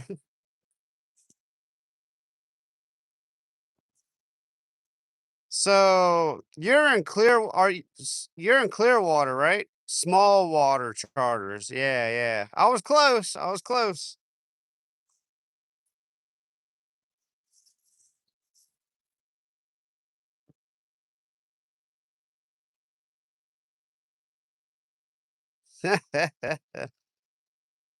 Okeechobee. Oh, cool. Well, you're by Ronio then. Ronio was fishing a river off of the Okeechobee the other day. That's how I think I saw your channel, and vice versa. We must have been chatting up in Ronio's chat stream. HCB, nope, no fish yet, man. Oh, wait, are you fishing with Ronio? Are you gonna be in the live stream of Ronio? Yeah, cool, cool. Well, that was cool. We were talking about that earlier. Well, Ronio was. So we're gonna keep an eye out for that. That'll be fun. Look, I'm gonna give you the wrench too, man. You've been kind of a regular. Um, Look, I try to keep my channel pretty clean. So if I'm fishing and I can't get to it and you see someone being stupid in here, go ahead and handle that business if you don't mind. No cursing. I think most people get it, but sometimes you get some people in here that want to be dumb. That's part of it. So I'm trying to build up that mod squad. Welcome to the mod squad.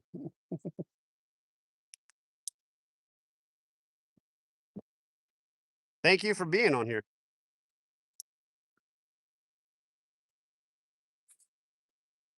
Think I might try to take I mean, I got other stuff I gotta do though. Like I need to go rent a chainsaw and do some work at my house.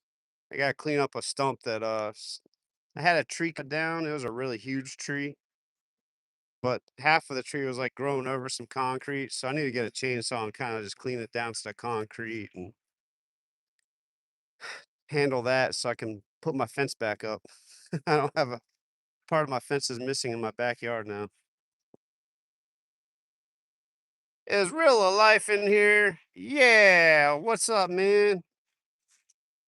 Dude, you've been getting on this crappie, making me jealous. I might try that tomorrow. That stuff will just have to wait until next week.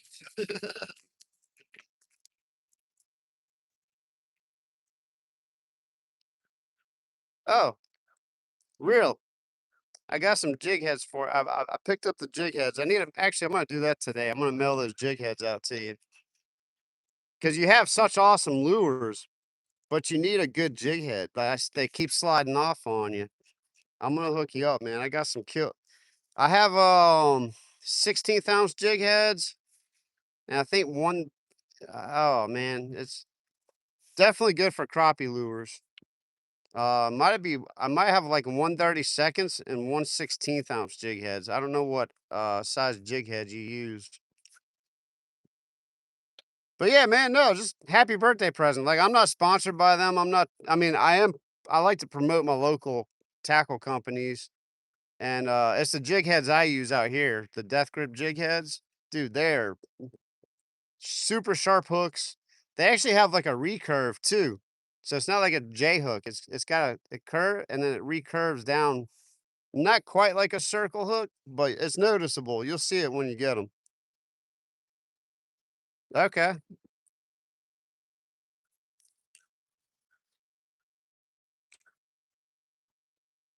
Perfect then. So I think I got both the weights because I'm trying to get on the crappie, man. I might do that tomorrow out of my kayak. We'll see how that goes.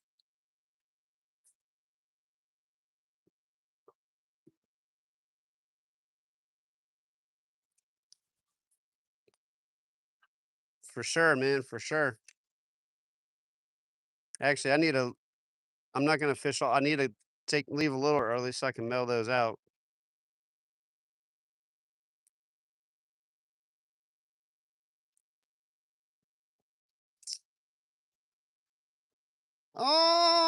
The temperature's not really gonna drop. I mean, it's already where it's gonna be today, but Saturday night is when we're gonna have the real cold weather come through. So I should be good tomorrow.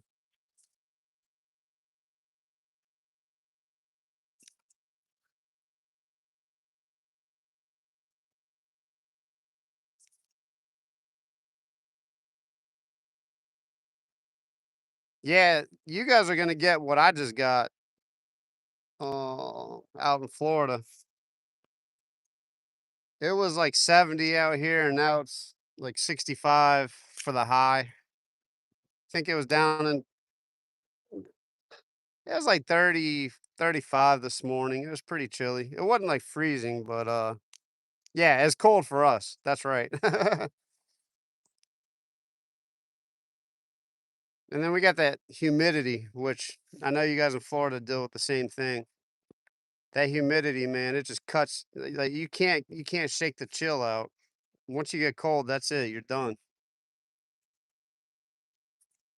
I was fishing a tournament, the kayak fishing tournament, man, maybe like 6 years ago, and it just got cold, like 22, 23 degrees. and my feet, my body was good, but I couldn't keep my feet warm because they were sweating, and then that cold hit that sweat, and my feet just felt like ice blocks. I actually had to come in, like, I mean, as I was pedaling, my feet was, the blood was flowing through my feet, kind of warming them up, but I had to go in and just warm up because it was just too brutal. It was called the Polar Challenge for good reason. Every time they host that Polar Challenge, the weather is just, it's either raining or blowing 50 miles an hour, or it's like super cold for Louisiana standards. That's wild, man. That's just south. I mean, I guess people are all around the country, all around the world really deal with it, but we have some wild temperature hikes. We're on that roller coaster ride right now. I don't think it's ever really going to stabilize this winter. It's going to be cold and then back to the 80s, then get cold again. And I think that's just kind of the trend for this winter, which I'm not hating. I mean, it's kind of nice. It's like, yeah, it's cold. And it's like, okay, cool. Can defrost a little bit, then get back to cold. Always talking about the weather. But as anglers, we always have to keep an eye on the weather. So that's why I guess we all know what the weather's always doing because it affects what we do fishing wise. That just kind of hit me. Well, everyone's always talking about the weather. It cracks me up. But the weather does affect what we do.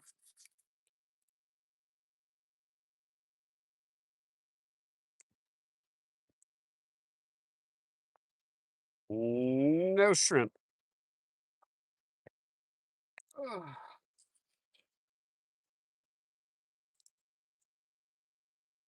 I'll tell you what, I'm just gonna put this whole thing on there.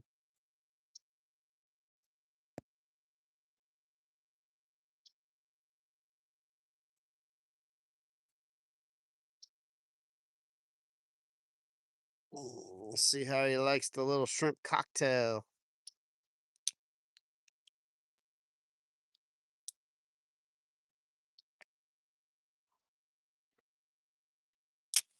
We got a dead shrimp. We got a gulp shrimp. I might put a voodoo shrimp on top of that. Give him the triple shrimp option. That would be hilarious. I'm gonna do that one day. That's not a half bad idea. I'll do like 2 double rigs. I better shut up because someone's gonna do this now. Do like a gulp shrimp, a voodoo shrimp on one rod, do like a DOA, and then do like a marker 54 on the other rod, and then like a dead shrimp on another rod, just because.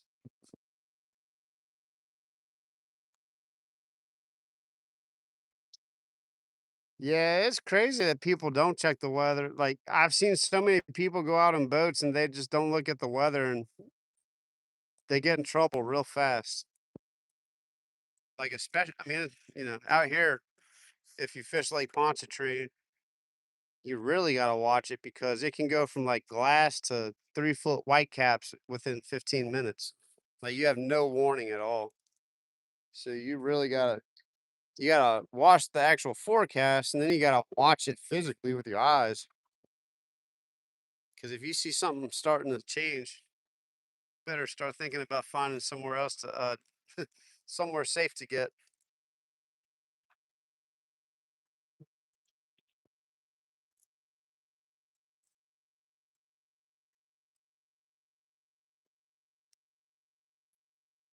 Let's see. It's about noon.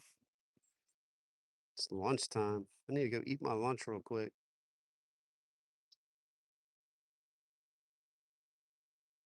I think that's what I'm gonna do. I'm gonna go grab my lunch, which is in my car trip number 5 million. Let that rod sit out there while I'm eating my lunch. Then I'm gonna switch it over to a jig head, put the chest mount on, and we'll start active fishing.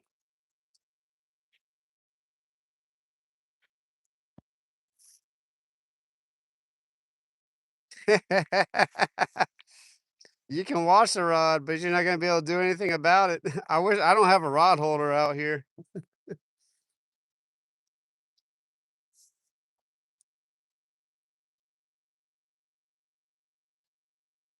They have some screws in these pilings, but, those screws will put nicks in your rod, and eventually it'll snap your rod in half. Solo will grab it. Take that jet plane from Texas. Got him. Yeah, the car's not too far. Actually, I need to move it, but I think I said that earlier. I don't wanna lose my audio because it will connect to my car. I didn't turn the Bluetooth off, so that's not too far. I drove all the way down to Rockport. A buddy of mine lives down there in Rockport, Texas. About 8-hour drive, 8, 9 hours. That was a fun trip. I need to do it again sometime, but life has been lifing, so I haven't really been able to go anywhere. It's all good. Part of it. Oh no, I appreciate it. Look, that's the I'm learning that with the live streams. It's part of it, you know. I'm mostly just in here hanging out with all you guys and getting to know everyone. Because when I start traveling, like I'm gonna come visit you guys. I'm gonna fish where you guys fish at. Like that's my full intention, probably in the next few couple years. I want to get to a point where I can take some trips and start meeting everyone and fishing with everyone. I think that would be that'd be epic.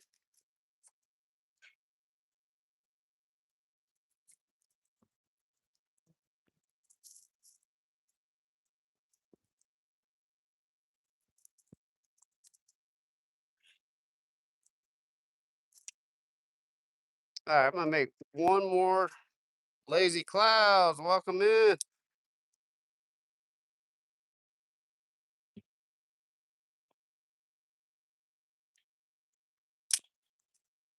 Make this last cast and let it sit out there. Oh, cool. I'll check it out. Key when I get off of here.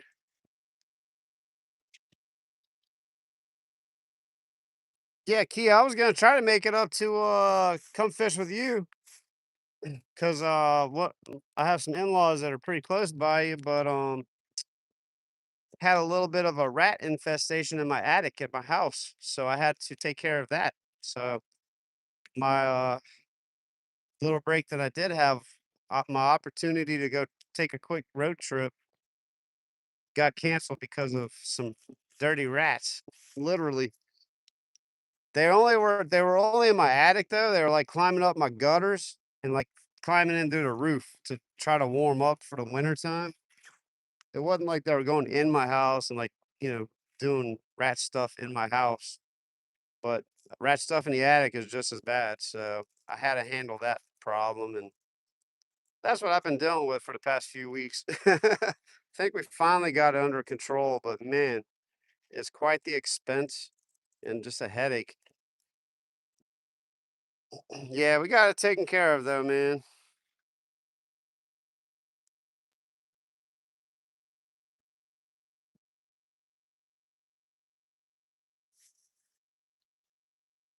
So you guys are just getting this cold front that we just dealt with out in Florida. It's staying pretty chilly out here though. I'm not complaining.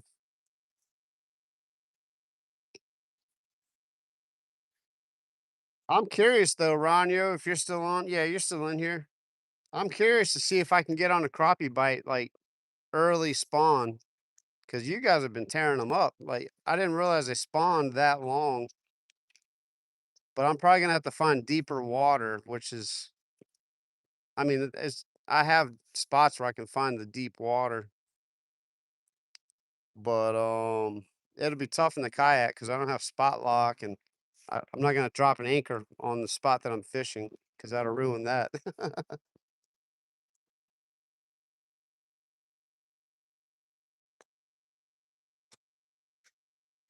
But I might see if I find a few early spawners up by the cypress trees and fish all the cypress knees. Yeah, that's what I bet. I figured that. Key. It looked like you were fishing deep water by that bridge. Peace. Welcome in.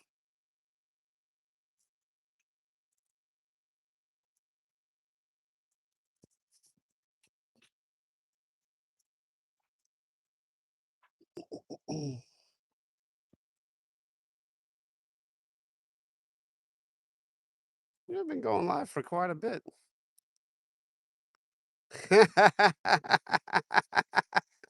That's right. Ronio is on the fish, man. He knows what's up.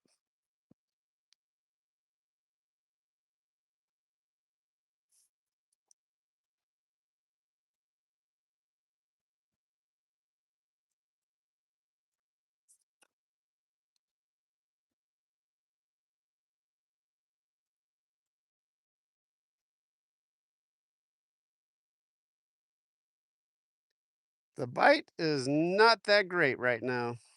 I have like one bite. I had something take it down real good earlier, but couldn't set the hook on it. At first I thought it was just vegetation or something, but it was a fish. That's probably why I didn't set the hook because I just thought I snagged on something and didn't want to set the hook into a log or something like that. I'm about to go grab my lunch. I'm probably gonna go grab my chest mount and switch over to a jig head after I eat lunch.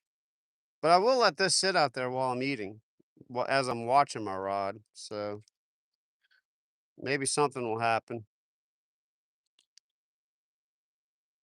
Oh, cool.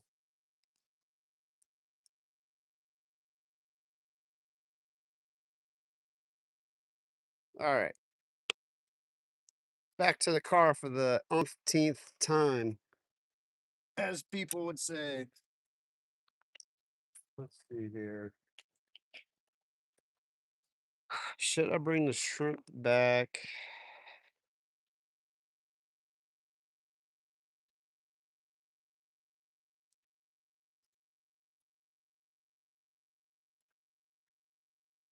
Interesting.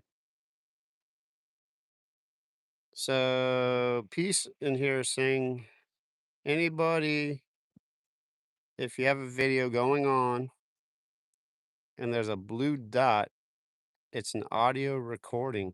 Interesting. Didn't know you could do that. We're all learning something new today. Ronnie runs 7 poles. You run 14. Oh my goodness.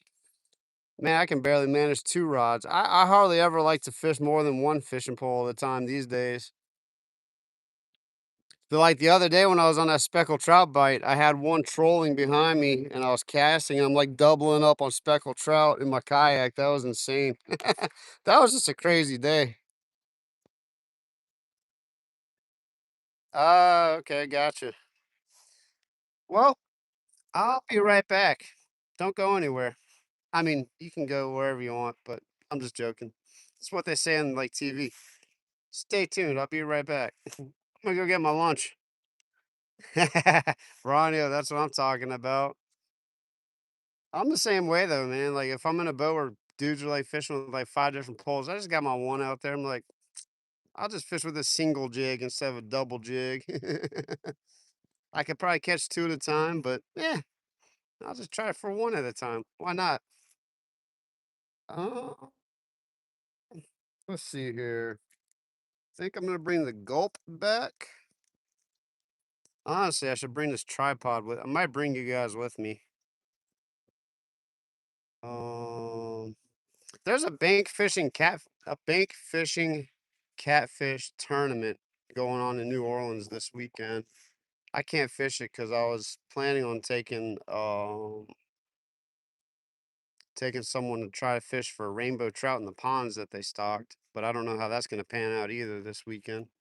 I might just be fishing 3 days in a row. I'm not complaining, but it's all good.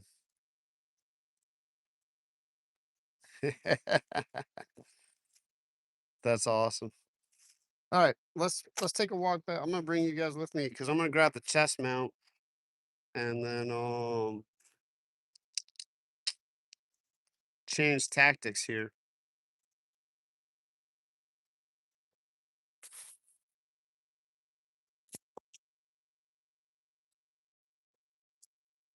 Let's see. Leave that. I can take that. Got my keys. I think I'm gonna bring. No, I'll keep my water. I'm gonna bring my water. No, I'm gonna keep it. 12. All right, let's go take a walk. Go grab lunch.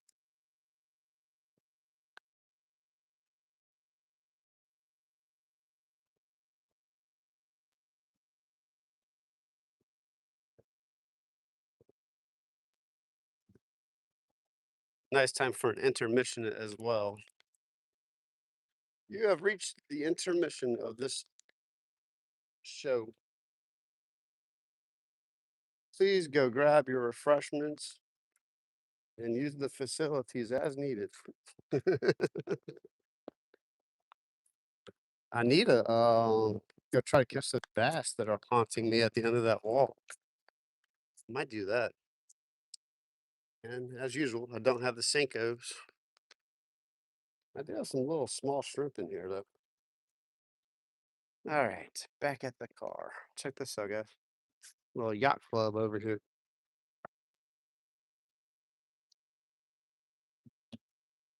Beep.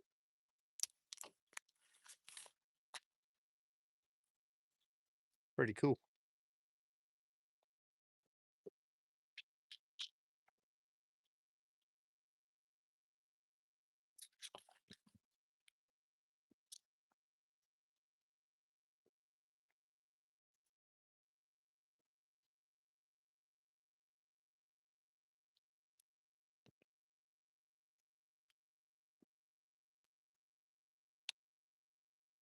Tell you what, got lunch. I'm gonna go back over there. There's dead shrimp out while I'm eating, and then I'll come back to the car and drop off all the other stuff that I don't need. So that'll be another car trip. We should like pin how many trips to the car I've taken instead of how many fish I've caught. Oh man, fish caught 0. Trips to the car 5,000.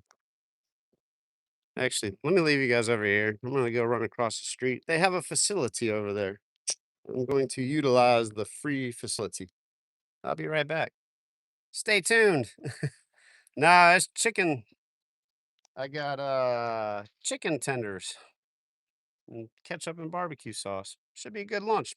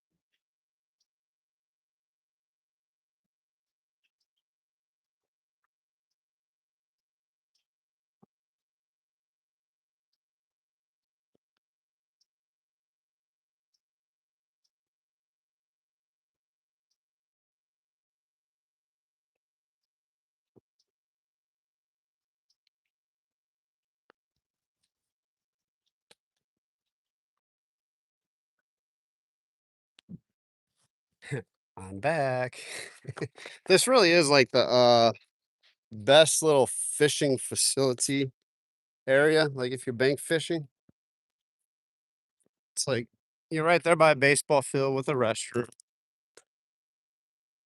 It's in an area where You can leave your stuff unattended for a little bit, like 5 to 10 minutes max. And it's not the people out here stealing stuff. It's just like I left my tackle box out here and someone probably picked it up because I forgot it. Like I legitimately just forgot it and left it. And by the time I remembered about it, like 2 days later, it was gone. So there is a limit to where you can leave stuff out here, but you can leave stuff out here for a few minutes anyway. There's a lot of eyes on you. Let's just say that. There's a lot of people out here all the time, and it's a small community, so people know for the most part. So let me get back up.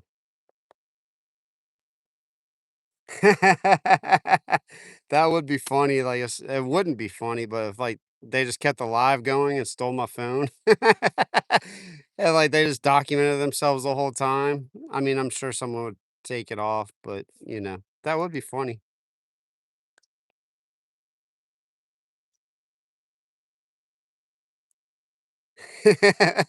I know. Well, I didn't feel like taking you guys to the facility, you know? Oh, that's funny. Oh, got my lunch, guys. I'm gonna throw the shrimp out here. Let the dead shrimp and the gulp do their thing.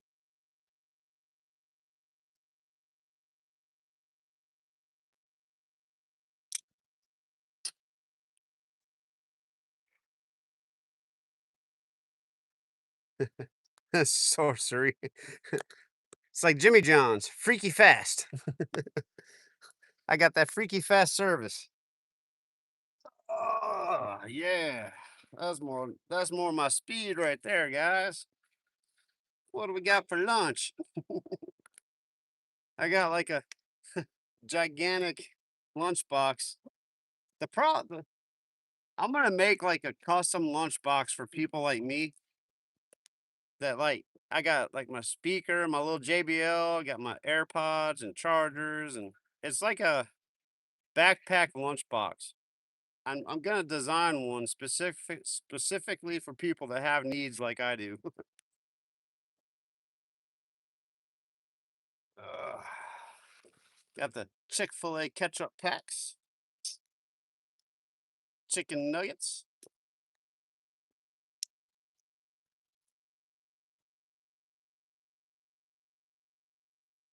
A fish is gonna hit this fishing rod while I'm eating too. That's how it works.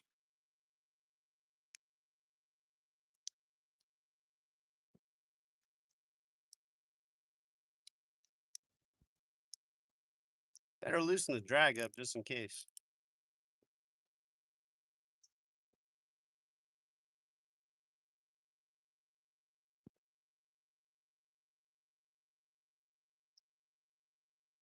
Salud.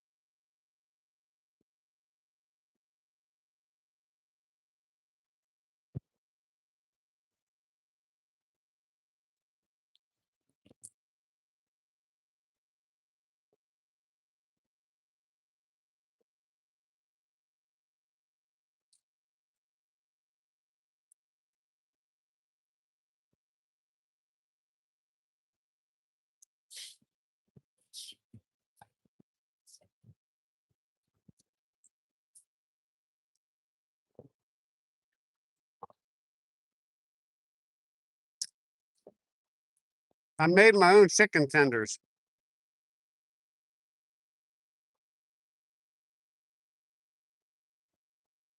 Instead of spending like a lot of money at, Sam's or Walmart on the pre-made stuff,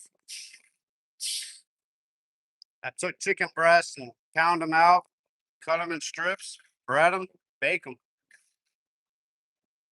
I know what's going in my food. I don't have to worry about all the preservatives and all that stuff. Paul, welcome in.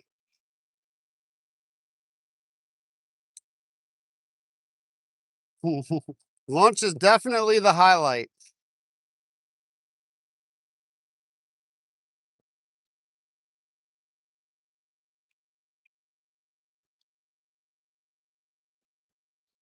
Paul, you have a channel? I don't know if I subscribed to your channel yet, man.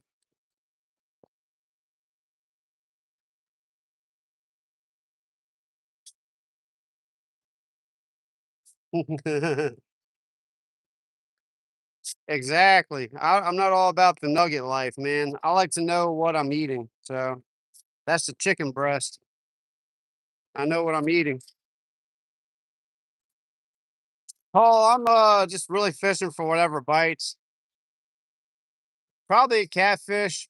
Um, love to catch a redfish. That would be epic. I'm about to switch gears though. I have just dead shrimp and a gulp sitting out there. I'm gonna finish eating my lunch, take my time. I'm not in a rush. And I'm gonna put the chest mount on and start throwing artificial and just start working a jig head, get away from all this noise.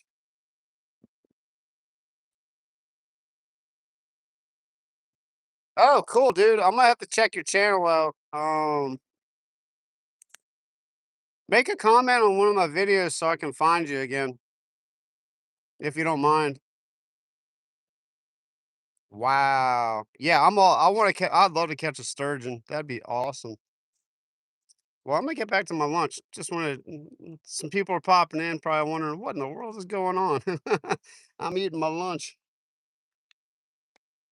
Oh, pretty good too. Even though it's cold chicken, I don't have a microwave or anything.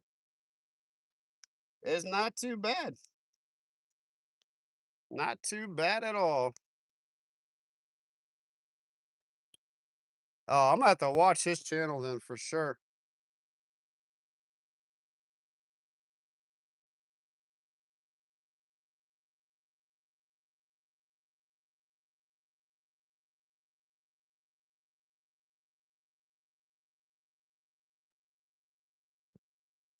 When summer, like spring and summertime come around, I'm probably gonna start targeting bull redfish just so I can break my record, my PB, I should say. My biggest redfish is 39 inches, so I'd like to break 40 inches this year. Maybe even hit 50 if that's possible. I don't know. That'd be like a state record. Yeah, check him out. I'm gonna check him out, man. I feel bad I hadn't subscribed. I know you've been watching the channel for a good minute, dude. I recognize. I know who you are.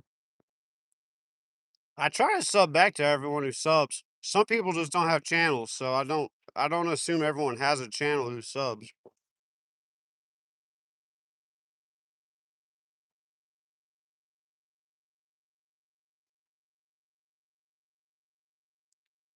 Hmm.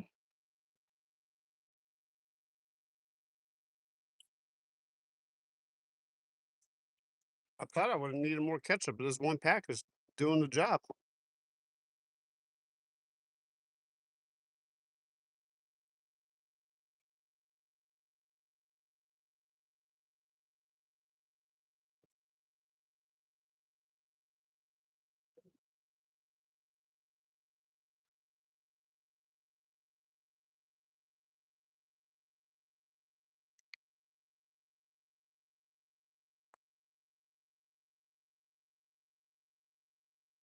Yeah, I finally finished up eating all those speckled trout I caught last week or the week. I lost track of when I caught all those speckled trout,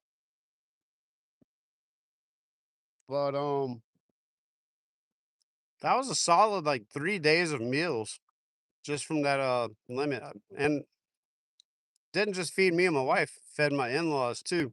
We had a nice big dinner. I probably like cooked half of the trout that night. and then I made some ceviche.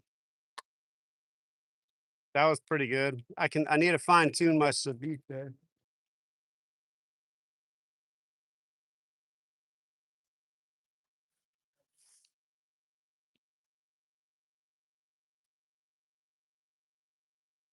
And then I did some blackened trout.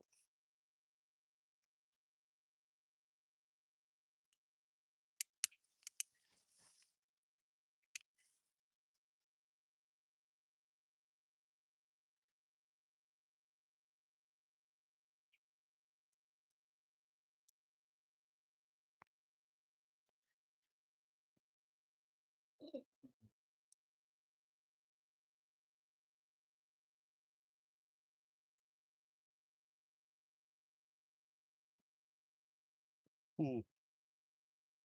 I need a rod holder.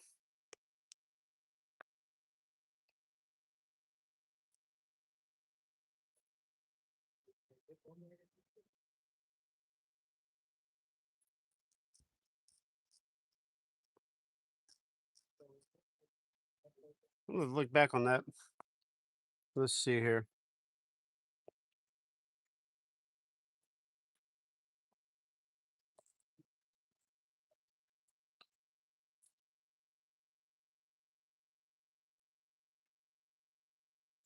Paul, how many subs do you have now? Let's see. I might have nope. Yeah, I definitely have periods of like growth. It'll like blow up. Like I get $200, 300, 200 or 300 subscribers, and then I like plane out, bump back up, plane out. Thankfully, it's not going down. I'm making that climb slowly but surely. I think that's what's cool too about most of the people that are in here. We're all like pretty much at the same level of, and I mean, I've been doing it for 4 years though, so I feel like I'm behind everyone because I've been doing this for so long and I'm still right here. But I'm growing with you guys as you're jumping on here and starting your channels, which is awesome.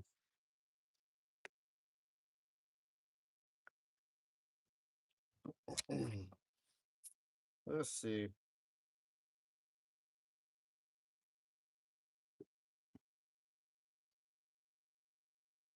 I made some chicken salad too.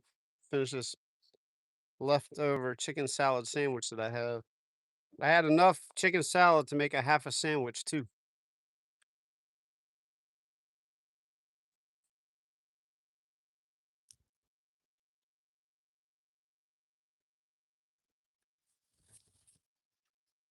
What time is it? 12:30? Yeah.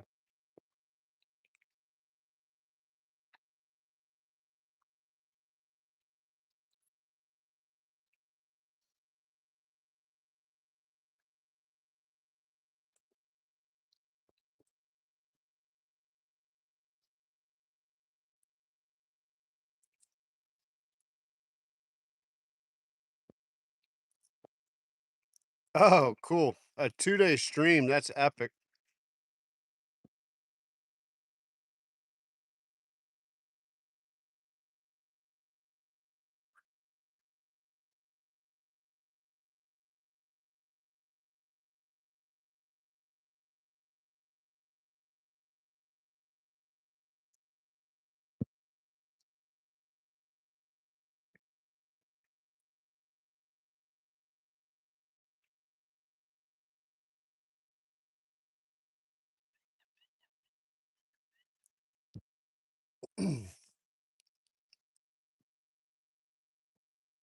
Ronio, I had to do a lot of research because I was kind of nervous making ceviche because I never made it myself. I probably read too much. I was worried I was gonna like kill me and my father-in-law, but we're all right. So, fresh water have a lot of parasites and bacteria. You can't necessarily see them, but freshwater fish they strongly recommend not to make ceviche with. If you really want to do it, what you have to do is like parboil the crappie.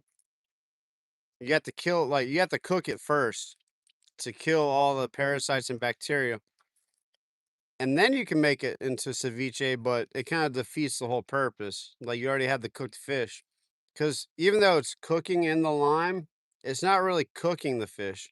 It is, but it isn't. It's not killing all the bacteria and parasites. Like I did a whole bunch of research on this because I was like, can I make ceviche with speckled trout? And then Google was doing Google things to me. So like with speckled trout, you're supposed to have sushi grade fish when you're doing it. Or sashimi. I don't know. Probably sashimi grade would be better. You're supposed to freeze the fish at -8 degrees for 7 days, I believe. Because the bacteria won't die if you just like freeze them overnight. Like flash freezing, I think is the ideal way of doing it. But I left some speckled trout in my freezer for that reason because I want to make ceviche again and do it right. But I was kinda taking a chance because I didn't freeze the trout. I pretty much made it the day of that I caught them, and, I've seen other people do it. Like, they'll catch the trout that day or whatever, and they'll make ceviche, like, that day or the next day, and they're still alive, so but I think you take a big chance. Like, the freshwater fish, I don't recommend it because you'll get sick. I'm sure you can, but, it's like Russian roulette. So, no go on the freshwater fish for ceviche. Um, Tuna is probably the most common, and uh, I think some people do like with Spanish mackerel. I did it with speckled trout, and it tastes good. I just needed to add a few different things to get the flavor. I put too much lime in. I used like 8 limes and had way too much lime juice in it, so it wasn't bad. It was just heavy lime flavor.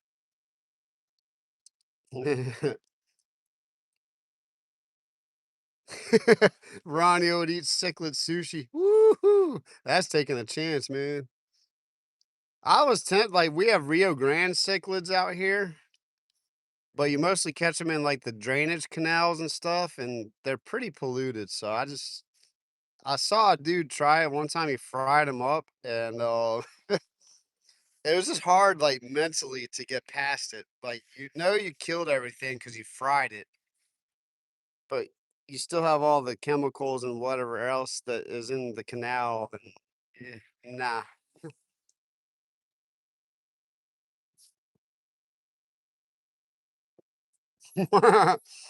Ronio roulette.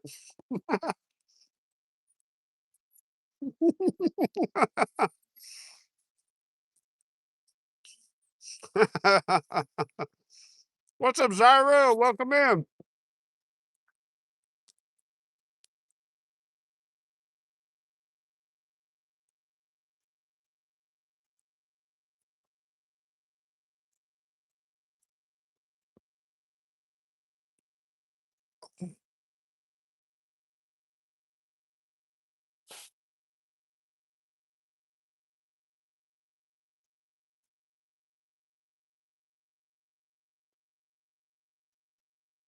The thought just briefly passed my mind too when I was eating my chicken tenders. I'm like, which hand did I use to handle the dead shrimp? Because I don't have any alcohol like sanitizer or whatever. I'm like, it's probably not smart, but whatever.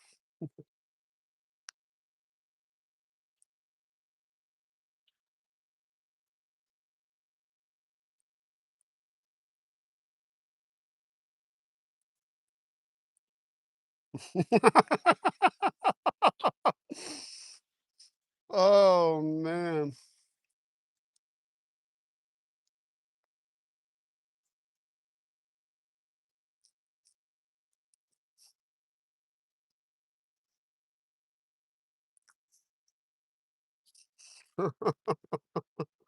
that was funny.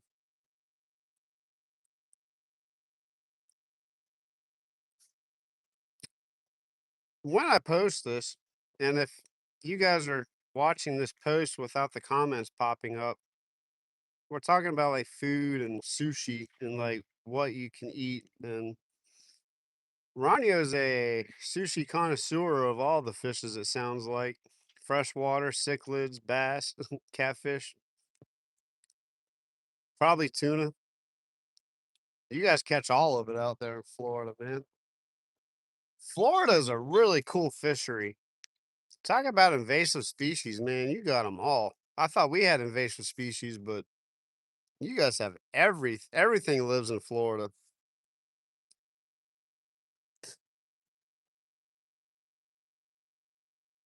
I'd love to go catch one of those Mayan cichlids. Those things look so cool.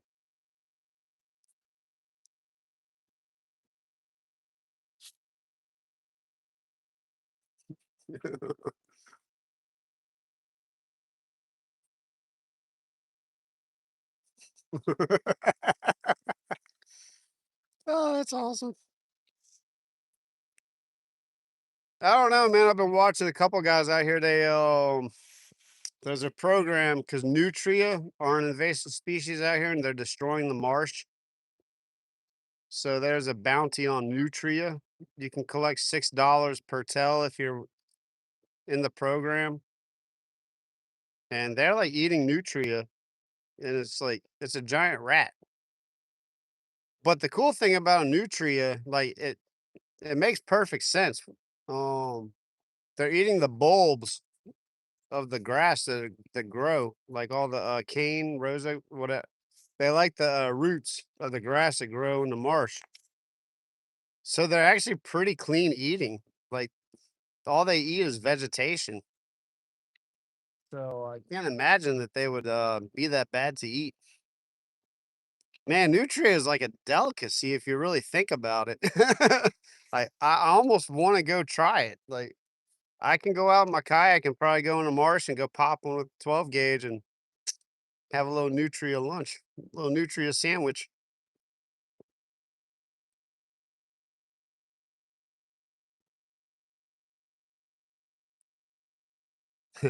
We should make a trip, Ron. If you got a little mud boat, we should run through the marshes and pop some nutrients. That'd be fun. I need to get out with. I'd love to get in contact with the dudes that do it on a regular basis because that'd be a fun trip. Walking through the marsh and like just shooting some nutria.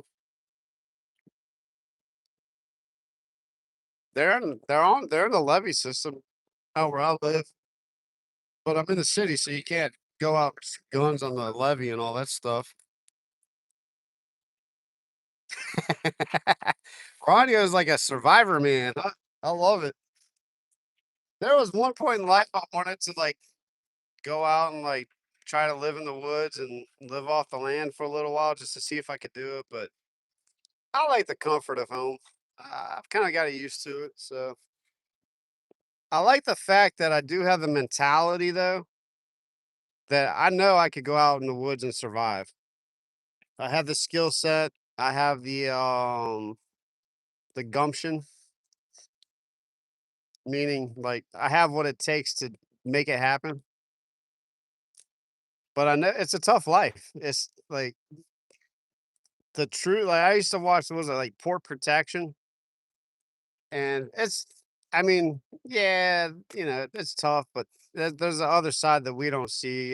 They're creating content, so those people do have nice places, I think, outside of where they live, so they're not suffering. But man, that subsistence lifestyle, like living off the land, that's intense.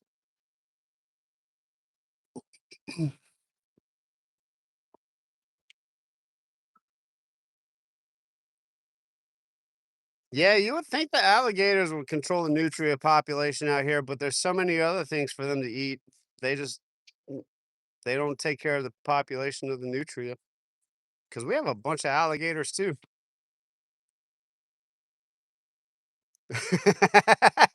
Zyro's like, oh man,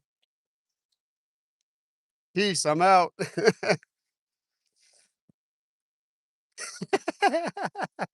That's hilarious. Hot pocket.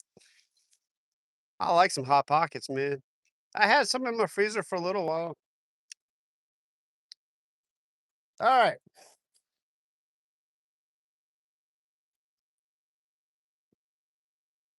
I guess I'll eat my apple as well and throw this let me take one more cast.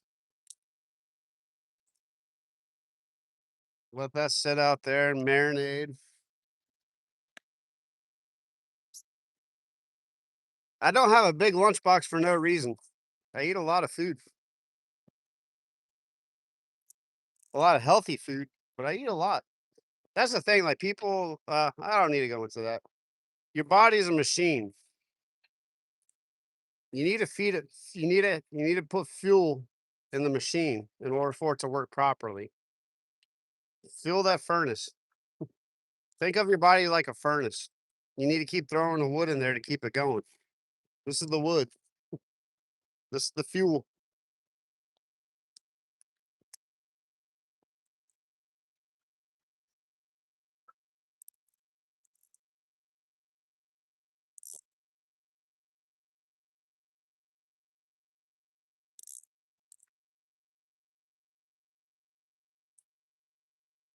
All right. Got the drag real loose.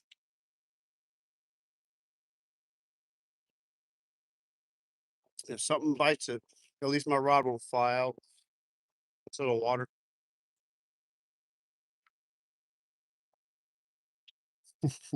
Stuff cichlid in. That's awesome.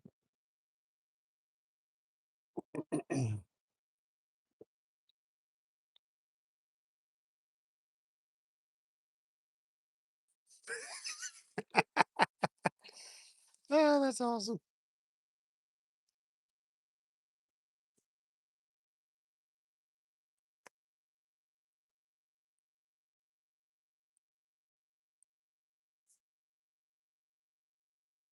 This is a pink lady apple. Have you guys ever had a pink lady apple? They're so good.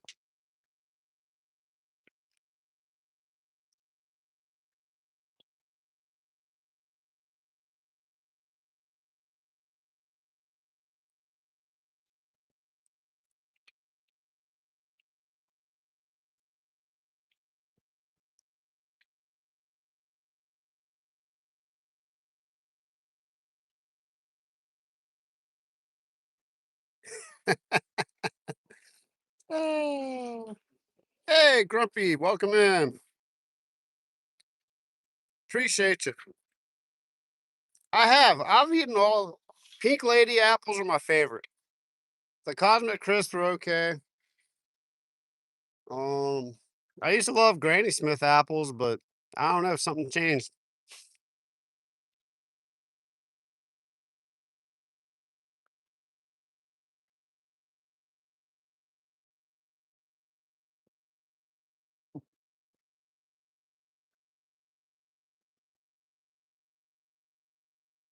Today on Fishing with Ferg, we're going to discuss apples and all the flavors and profiles of apples.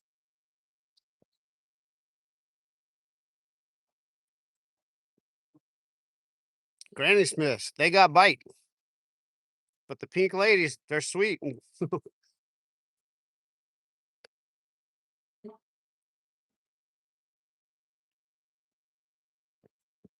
like, does anyone eat red apples anymore? Like the OG red apple?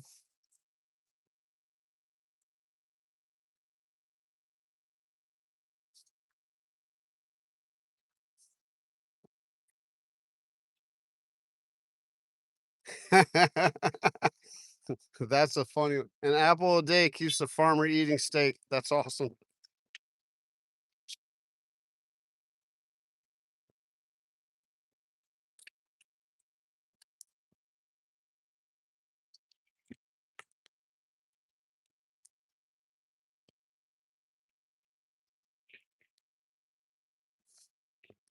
Trying to like crunch away from the phone. Some people have that problem where they can't handle the yeah.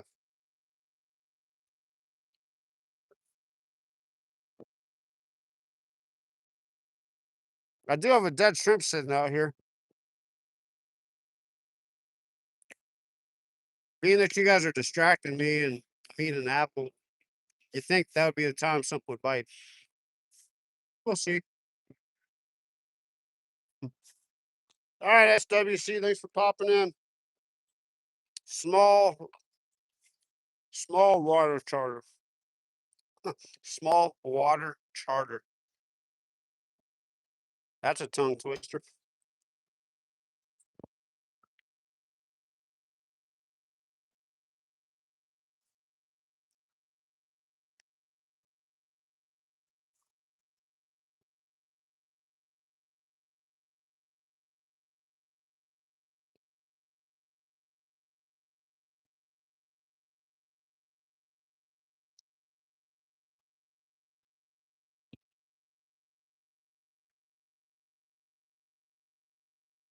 This is why I like the community we're building too, because you can have like good, clean conversation and be funny. Like there's plenty of humor. Like Nate Bargatze, he's so cool because he's like one of the few clean comedians that are actually funny. And it just proves that you can have humor without all the other junk. Like I hate that. Like I'll watch a movie and they ruin like I can't even watch a movie because like the first 5 minutes is littered with just junk. And I don't subject myself to that, you know?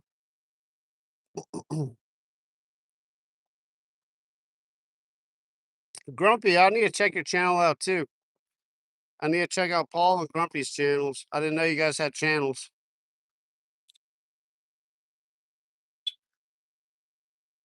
Ah, you have Verizon. Oh, AT&T went out a few years ago. That was like the funniest thing ever. Like I can live without my phone. It'd be tough, but like it doesn't like if it goes out, it goes out. No big deal. It's the nice thing about working on houses. Like I don't need the phone to work on a house. But man, you thought it was the end of the world when AT&T went out. People were going crazy, like, "Ah, we're gonna die! Ah, Y2K!" It was insane. Fishing community is the best, man. Absolutely, best people in the world, in my opinion. I've been like I've traveled around the country a little bit, and I've fished with a lot of people all around the country, and they're the best people in the world. Always looking out for each other for the most part. I mean, you got a couple bad seats here and there. But talk about, like, generous, man. Like, I always try to help people out, people always try to help me out. It's the way it should be. I wish that would translate into real world, you know?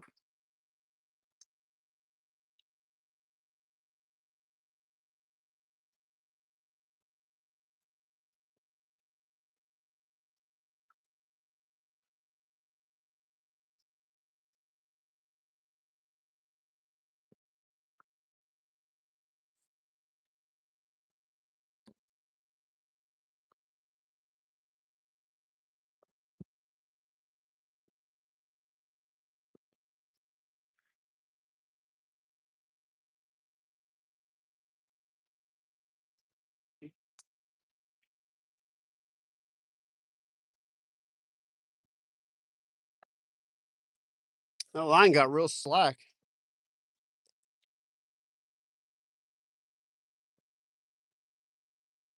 Might have something on there. We'll let 'em eat. Yeah, like, I used to watch some crazy I love sci-fi. Like, that's kinda my thing, like, I like sci-fi and action, stuff like that. But, there was just a point in life where I could only take so much, like, dark stuff, you know, and, like, what am I watching? What am I listening to? And I kinda changed what I watch and listen to, and I tell you, it's really made a big difference in my life. I'm more positive, I'm more happy of a person. I look at things in life a little differently, so that's just how I operate, and I can say it's definitely benefited me for the best. Are there things I like to watch? Yeah, I like watching, like, crazy, like, blowing up stuff but they always add all the extra junk in it, and I'm like, "Ah, why they gotta ruin a good movie?" And I'm like a mindless entertainment person, so it doesn't take much to entertain me. Joe, I appreciate you putting the links on those. I'm gonna check their channels out after, my live stream for sure. Yeah, there's definitely a lot of dumb stuff out there.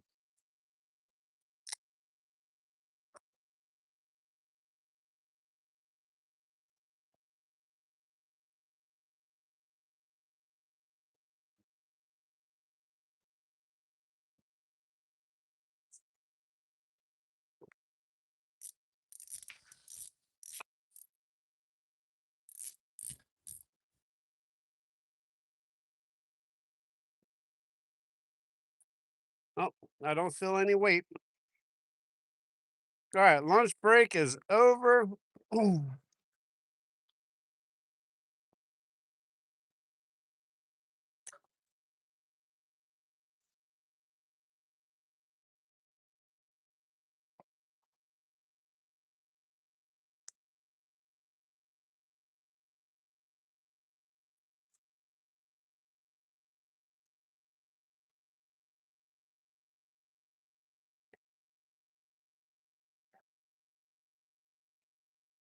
I think I'm done with the shrimp for the day. We're gonna change pace now, guys. Let's see. The wind's actually calming down. Not well over there. It looks like it's blowing pretty good still. Gonna make our 10,000th trip to the car, and we're gonna put the chest mount on and start active fishing. Change this rig up.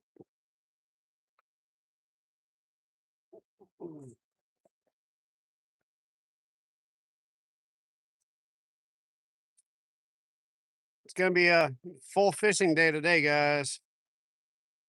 Appreciate you guys popping in and popping out. I definitely don't expect you guys to be in here all day, but I do appreciate the support.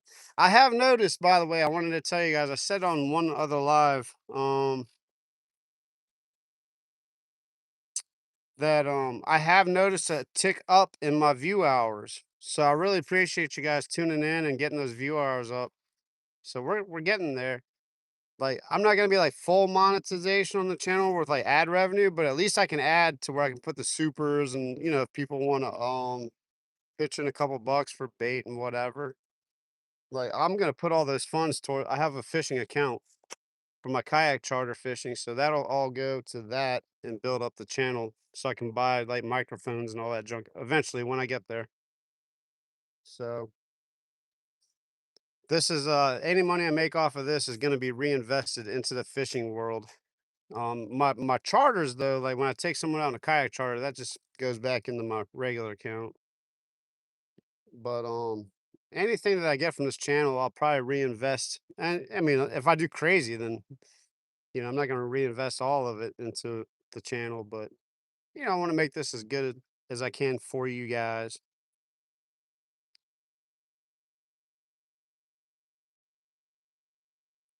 That's about right, Jerry. That's about right.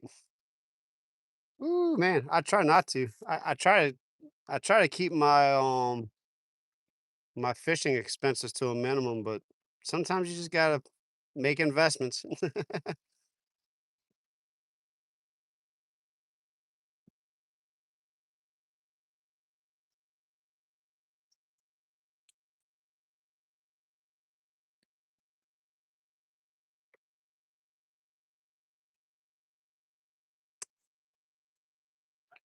Oh, interesting.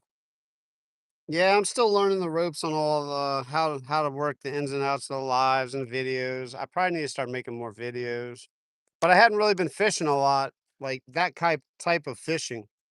This is mostly what I've been doing, so yeah, it's working for now. I'm gonna find the balance out. Let's see. What do I need to bring back? Let me cut this off over here. All right, we're gonna start the process of re-rigging and bring. Let's see. Okay, hold up.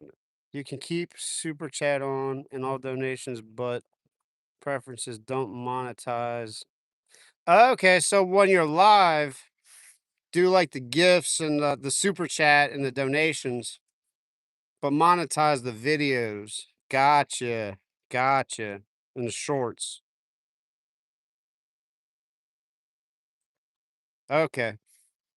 Yeah, Ronnie, the shorts don't hit, man. I mean, you can get subscribers, but you need like 10 million views from shorts to like monetize on shorts. And I'm just like, I don't have that kind of channel to where I can do that. It's insane. Oh, yeah, because that's where you add revenue. They have to watch the whole ad. That's how you get the revenue from the ad. That makes sense. Okay. Now I understand. Thanks for clarifying that. That's gonna help out a lot when I get to that point. Alright, I need to think real quick, guys. I'm gonna re-rig this, leave the rod, leave my tackle box, and carry everything else back to the car, and then come back out here and start throwing a jig, and we're gonna active fish. I'm done with this lot dead bait stuff. It's not working, so I tried it. I mean, I used gulp, I used dead shrimp, we did it all. So I'm gonna go back to what I know, and we're gonna try to get on some fish here in a second. Way more subs come from lives, 100%. I told my friend that the other day. I was trying to teach him how to do the lives, and this is where my growth has come from. Um, Big time. Because my regular viewers don't come on the lives. Like, they might watch them, but they're when I do go live, it's mostly during the day and they're working. So I'm getting all the viewers from other time zones and junk.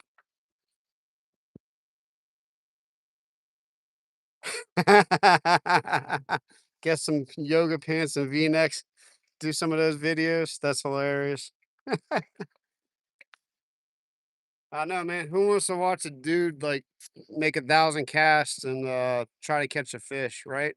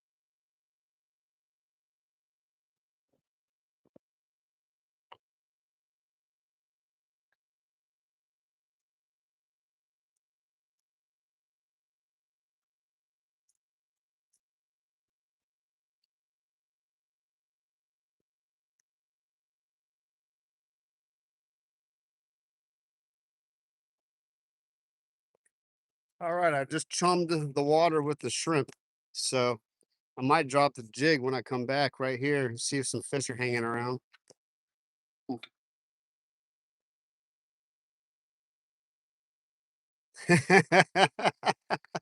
Ah, you guys are cracking me up today.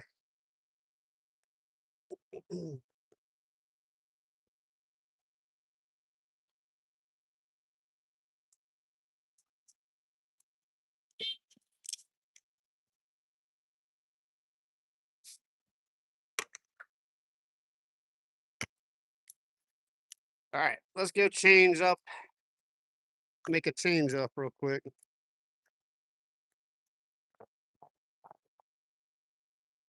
Gonna change the way we're fishing. I tried the dead bait. Oh my goodness, it's like a bunch of birds coming in hot. Oh, there's like 1,000 birds. Oh my gosh, watch this.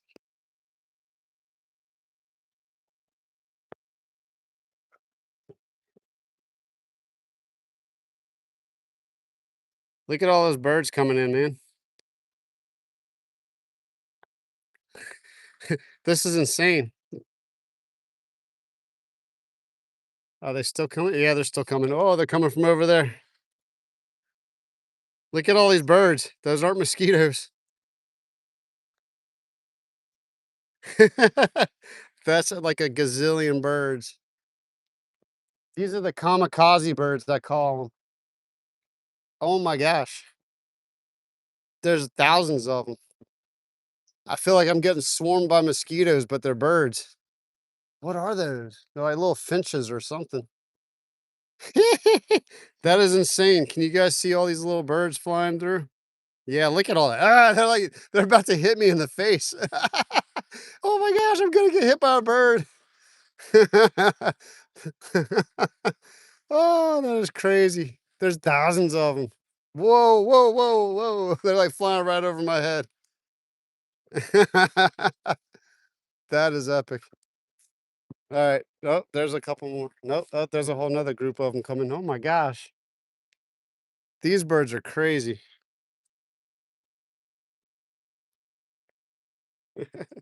That was wild.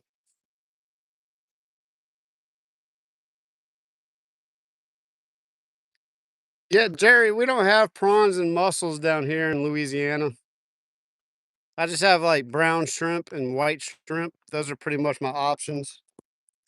Um, we can use barnacles, but I'd have to find some barnacles and get the little cloth to wrap it up, and that'd be more for like sheep's head fishing.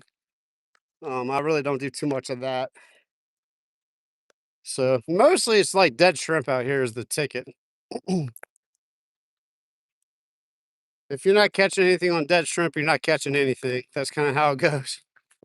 Some people use like chicken gizzards and whatever for catfish, but we have a bunch of shrimp. Oh, cut mullet. Like you can catch some mullet, use them for cut bait or live at that matter.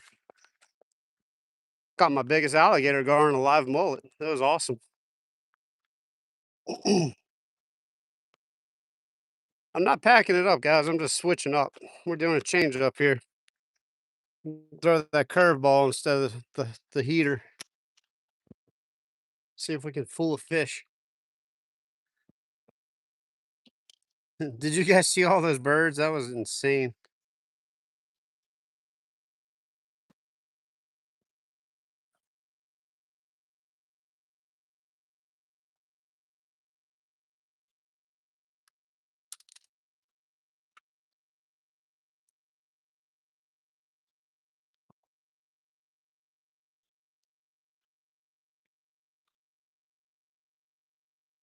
They're still flying. My goodness. So I cross over to Causeway, Lake Pontchartrain Causeway. It's a long bridge every day. And these birds fly all the way down the causeway, and like you just see a bunch of dead birds on the side of the road because they're just smacking into cars. If you're driving, it scares the crud out of you because all of a sudden you get like 1,000 birds coming out of nowhere and just massacre.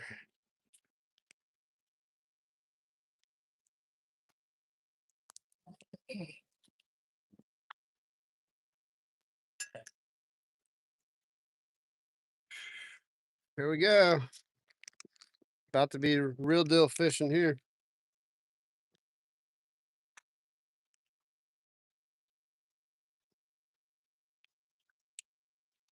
Oh, they got some music. Hold.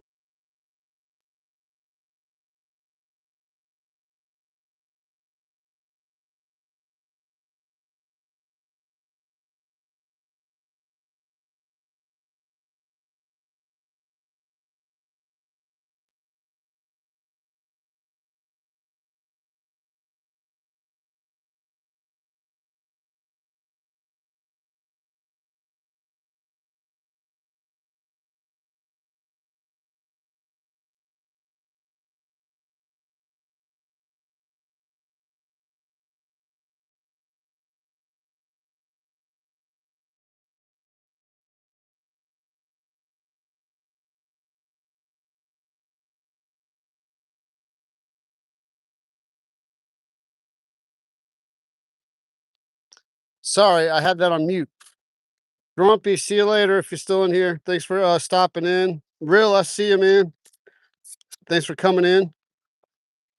I'm shifting gears. I was fishing with some dead bait, And now I got the chest mount on. I'm gonna throw the artificial. The dead bait was not doing anything. I don't have access to live bait out here. So we're gonna go full on artificial. Let me grab the Pro Cure because I will need that. There's the Pro Cure. Grab my leader material. And I think we're set. Got my pliers and my other tackle box over there. Ate some lunch.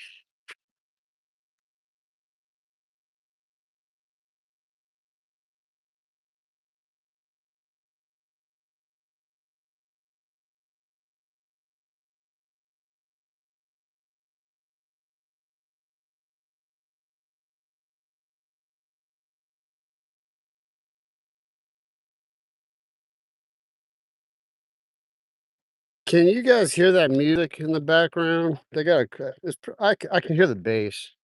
You probably can't even hear it. I just don't want to have that issue. Sorry for the bumpy ride, guys. That's the only downside with the chest mount. I need to not talk too loud either because the microphone is right there. And I don't want to be blaring my loud voice into the microphone.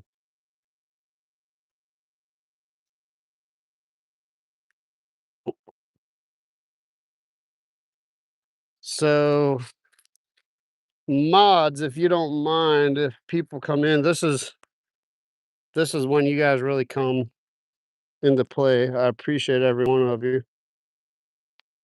I can't keep an eye on the chat as well with this chest mount on.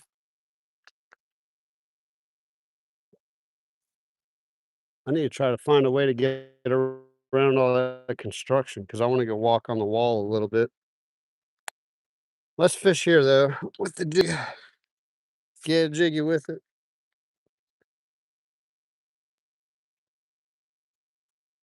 See if I can make a long cast across the way.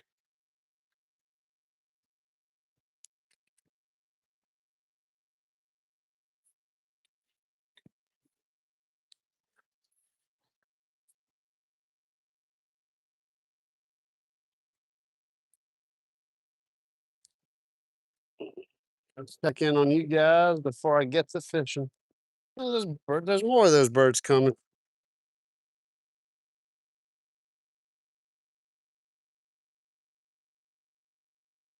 Yeah, Procure is the stuff, man. I highly recommend using Procure. Okay, nice. Well, we're about to get to it. I can take this off now. It's warmed up significantly. We're about to start throwing some artificials and get to town. Welcome in, Toddy from Germany. Welcome in, man. Scott B, welcome in. I got the sound back on. I had it on mute. Tony, I had it on mute for a second.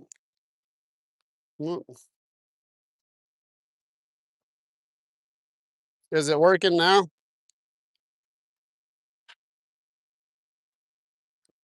Tony, can you hear me now? Can you hear me now? That's funny. Solo said he can hear me, so I think we're good. All right. Going fishing, guys. For real. Let's see if we can get something now. This is the way I prefer to fish. Yeah, I can cast that thing a little farther too.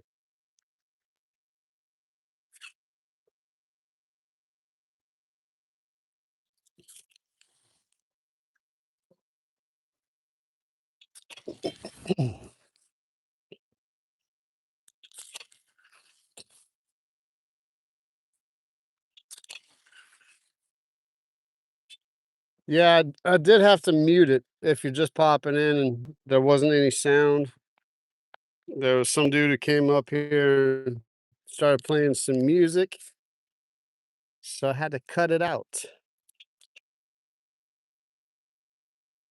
All right, I need to slow this down, work it a little bit slower. We're gonna get on some. We're gonna catch a fish at some point. I mean, I can't fish like 6 hours and not catch one fish. I mean, there's got to be something out there that'll want to bite, right? I mean, I know you guys are in here just hanging out and you don't mind, but I mind. I want to catch a fish. That's what I'm out here to do.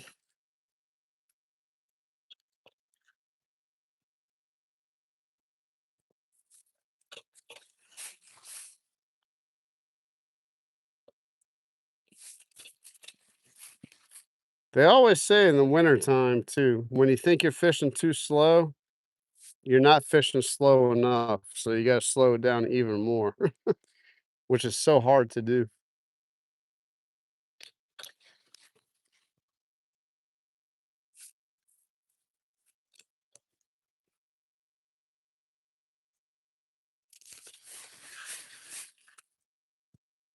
And just double check and make sure everything's still good with the live. Yep. Okay. You can hear me. Cool. Let's see here. Thanks. Thanks, Solo. Appreciate it. Good on everyone's end. Awesome.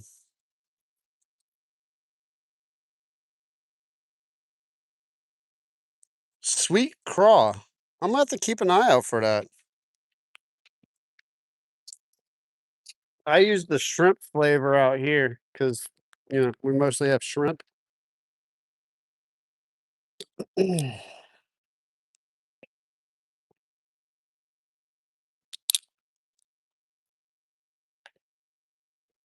But sweet cross, I mean, that sounds like an amazing flavor.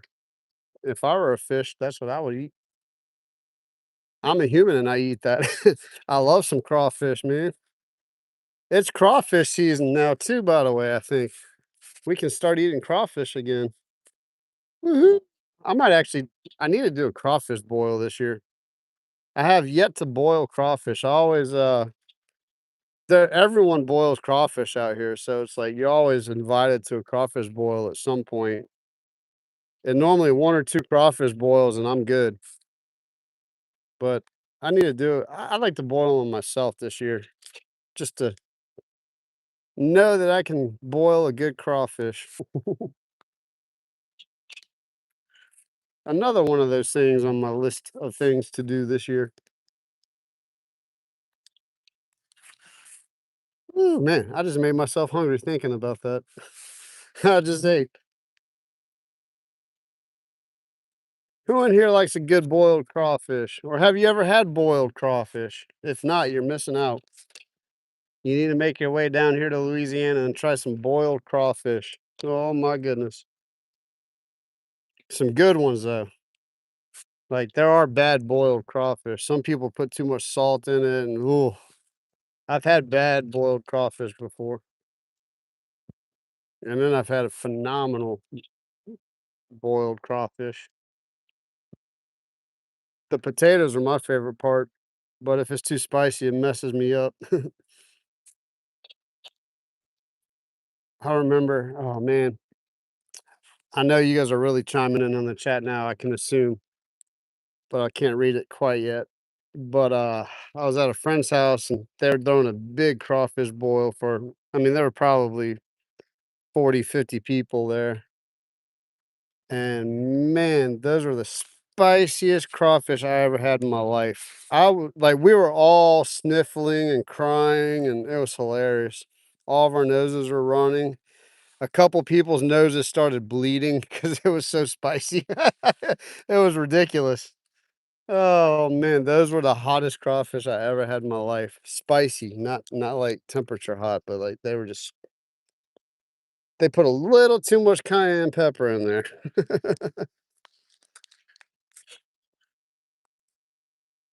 And don't even dare trying to eat the mushrooms. Woo! You think the crawfish were spicy. Those mushrooms, they absorb all of the seasoning. Those jokers can really do some damage on you.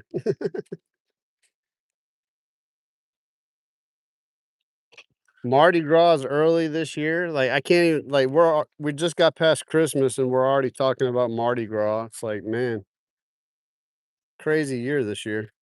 King cakes, king cakes and crawfish. What else in the world is better than king cakes and crawfish? And we got the best king cakes down here. There's a king cake place down here called Kaluta's. Oh my goodness. Yep, I knew that would blow up. Let's see.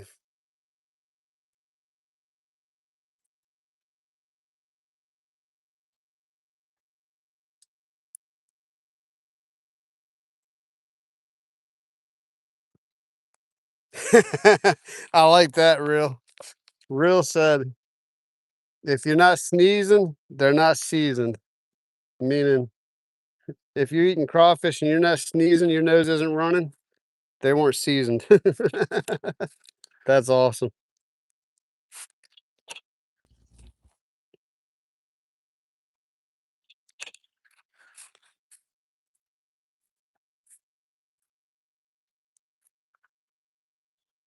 Let's see if we can make our way down to the seawall real quick. I gotta get around all that construction somehow. They got everything roped off. I might be able to sneak by. We'll go around the park. Let's see if we can sneak around all the construction and not forget my tackle box.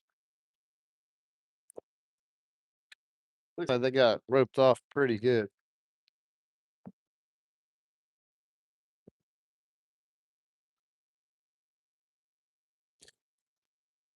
I don't think we're getting through there.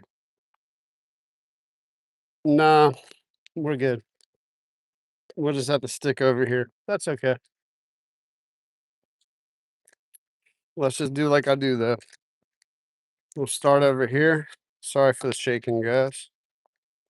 That's one thing I'd love to get is one of those gimbals to help stabilize the camera. All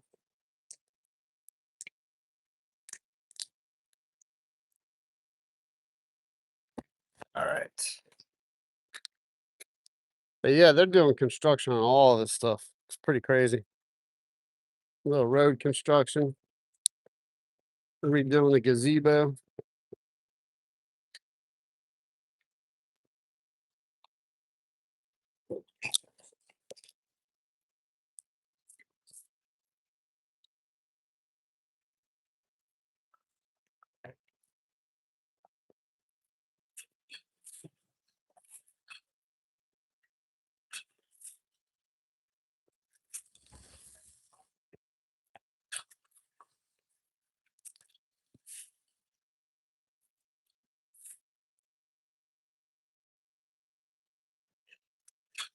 I'm gonna start off kind of like a medium retrieve and jig, and then I'm gonna slow it down as I walk down. I'm here. I can walk all the way down to the end over there and work all of this water.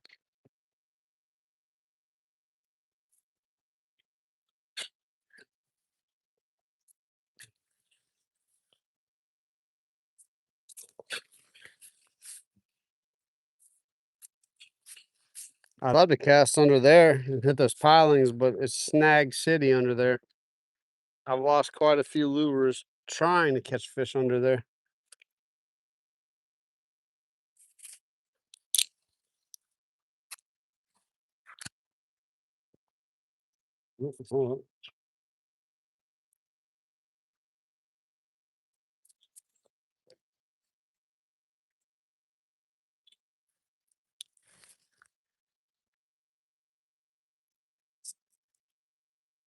Let's see here. Hey, what's up, Derek? Welcome in.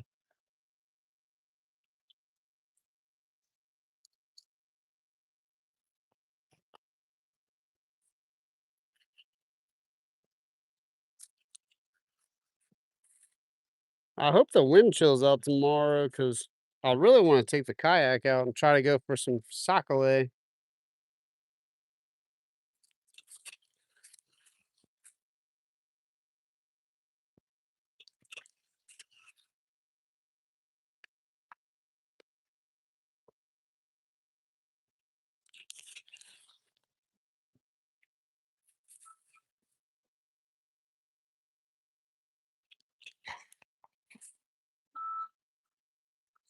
I'm using a matrix shad, probably like a 3/8 ounce jig head. It's pretty heavy, but I needed to get down to the bottom because that's where the fish are gonna be with this cold weather. They're not gonna be mid column or definitely no top water bite today, that's for sure.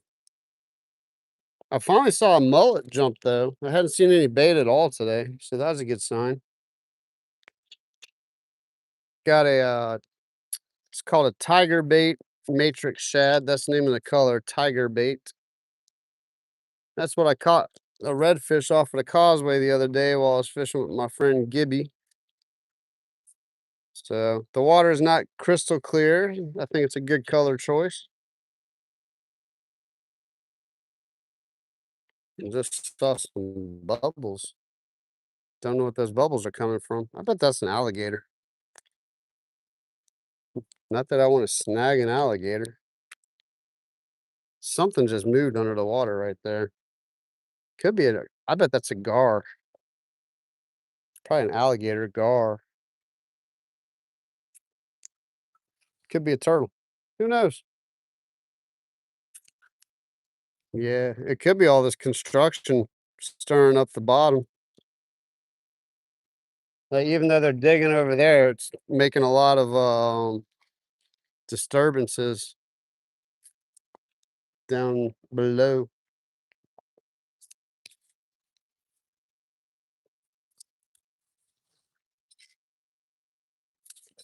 Nope, didn't snag anything, so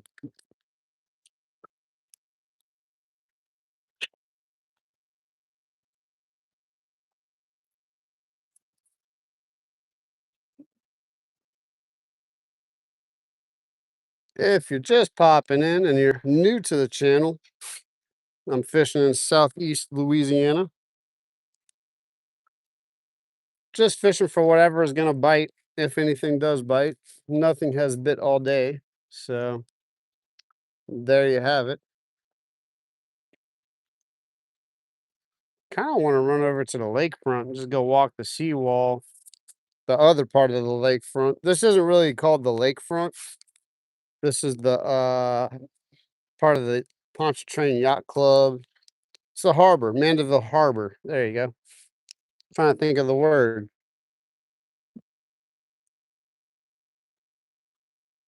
But that wind is gonna be blowing straight into my face if I fish on the wall on the lakefront.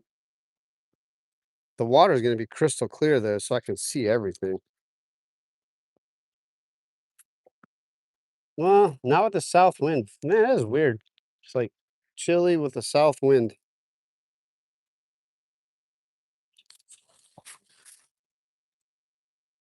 Or maybe that's why it's tolerable. Because if we had a north wind right now, it would be brutal.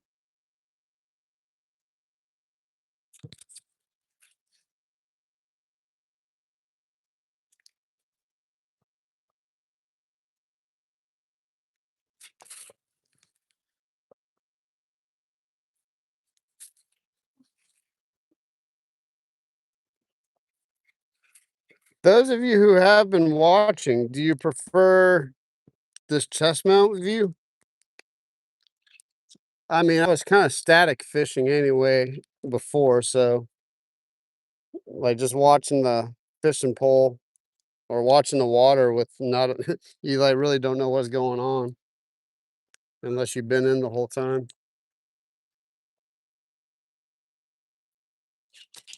I know Ronyo likes the chest mount view for sure.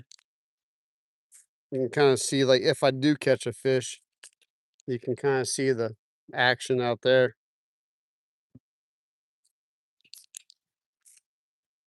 I need to tighten the drag up. The drag's pretty good. Yeah.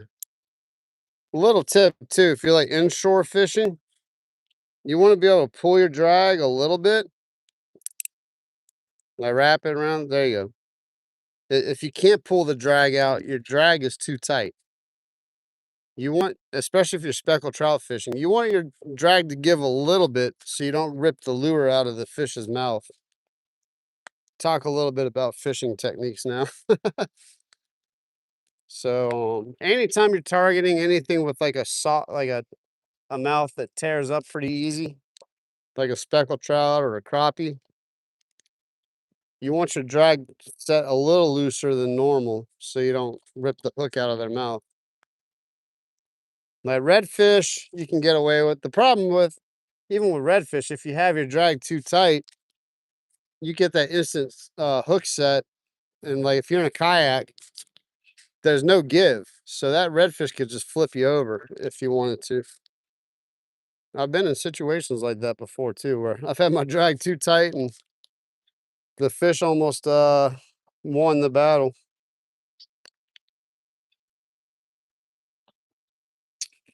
Man, I'm just gonna stop fishing here. I mean, I know it's a beautiful place. It's like awesome scenery, but I have not caught a fish here in quite some time.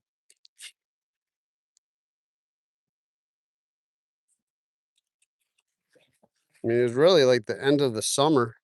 Towards the end of the summer is when I had a nice little run out here.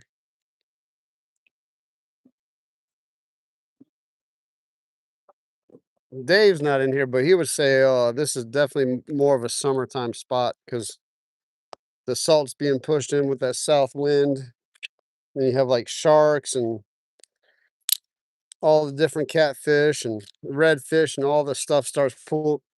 This is in the summertime. This lake gets full with redfish and jack crevalle. There's plenty of speckled trout out there, but they're not in here. So, or maybe they are, and we just can't get them to bite.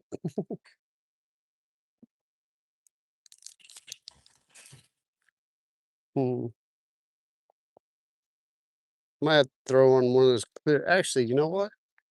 The shrimp creel. I bought a couple. Yeah, I'm gonna change the lures too. Change the color. I'm talking out loud. I'm thinking out loud, guys. I'm thinking out loud. Let's do that. Let's just change the color and see what happens with that. Sometimes color matters when it comes to fishing. Sometimes it doesn't. You can just throw whatever out there and catch insane amount of fish on whatever you throw out. I don't think today's one of those days though. I mean, man, it looks good in the water. But let's change it up. So I brought the tackle box out today. And let's not put the hook in my thumb like I did in my kayak. The only downside about these death grip jig heads, man. Woo, you can't get the lure off. There we go. All those ribs, they keep the lure on. These are actually the boat monkey jig heads. Ah, man. Tell you, you get a fish on that, it's not coming off. I can't even get the lure off. Look into the box of goodies. Use a shrimp creel.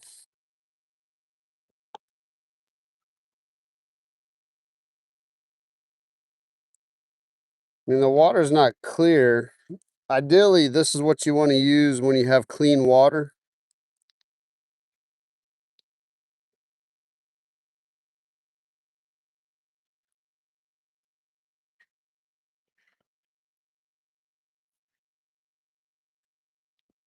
There we go. That looks pretty good.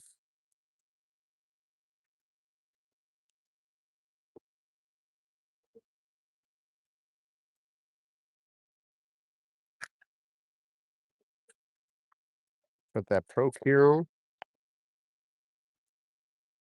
That's how I do that. Just do a little line on each side. And there we have it.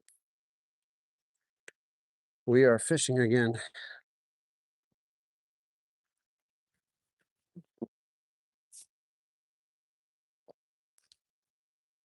Check in with you guys. Let's see here. Oh, cool. Real, you like the chest mount too. Oh, let me catch up here. Victoria, you have not missed anything.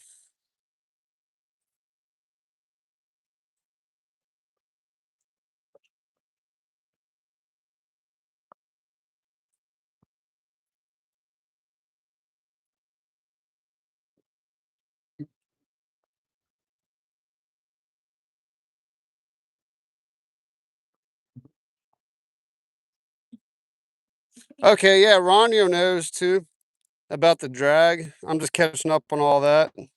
So the view's awesome. Yeah, the reason why I like the chest mount so much, because I do a lot of like when I'm bank fishing, I like to be mobile. I'm an active angler. I don't like to just sit around and I mean there's days where I don't mind sitting around with some dead bait or live bait because there's a place for that and there's different types of species and different, there's definitely a place for it. But I'm on my feet all day at work and it's tough for me to just like sit still in one spot.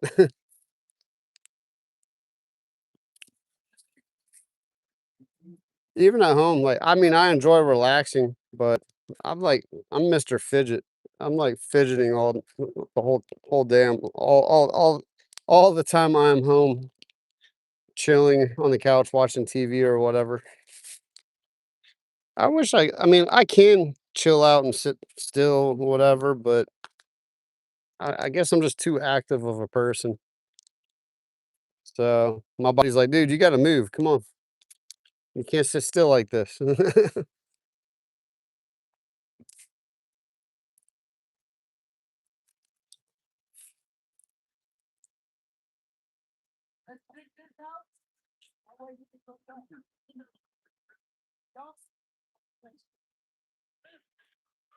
Man, when those tractors turn off for a second, you realize how loud they really are.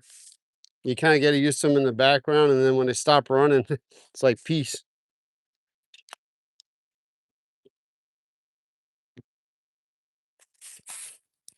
Now there is like going back to talking about drag on the reel, you can definitely set it too loose. Like if you're reeling and the drag is still engaged and spent, like if you hear that drag um working while you're reeling it, probably want to tighten the drag up a little bit, unless you're fishing for.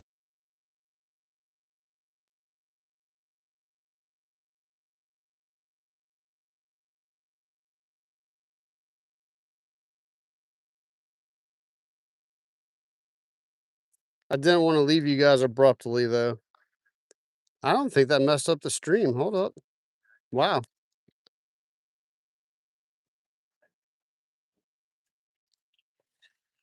All right, guys. I might have to pop over to work or reschedule it. I don't know how that's gonna work. I'm gonna have to end the stream. End this stream. My words run into each other. I have to apologize about that. I need to check on that and see what's happening. Sounds like materials have came in. I might go ahead when I end this, and if I don't have to go do work stuff, I might do the work stuff tomorrow. I don't know how it's gonna work out today. It's already getting kind of late anyway for starting work. I'm gonna restart a new live at a different location. We'll just go ahead. The wind's gonna be blowing in my face though, so it's not gonna be The sun's gonna be in our eyes, but it's all good. Um, Let me come here and check and make sure I'm not leaving you guys behind. Let's see. Hey, Dave. Nah, I'm out here at the lakefront. I'm in Jackson Street. Signs are ready. I'm going to pick them up tomorrow. Okay, cool. So I'm good. I can keep going.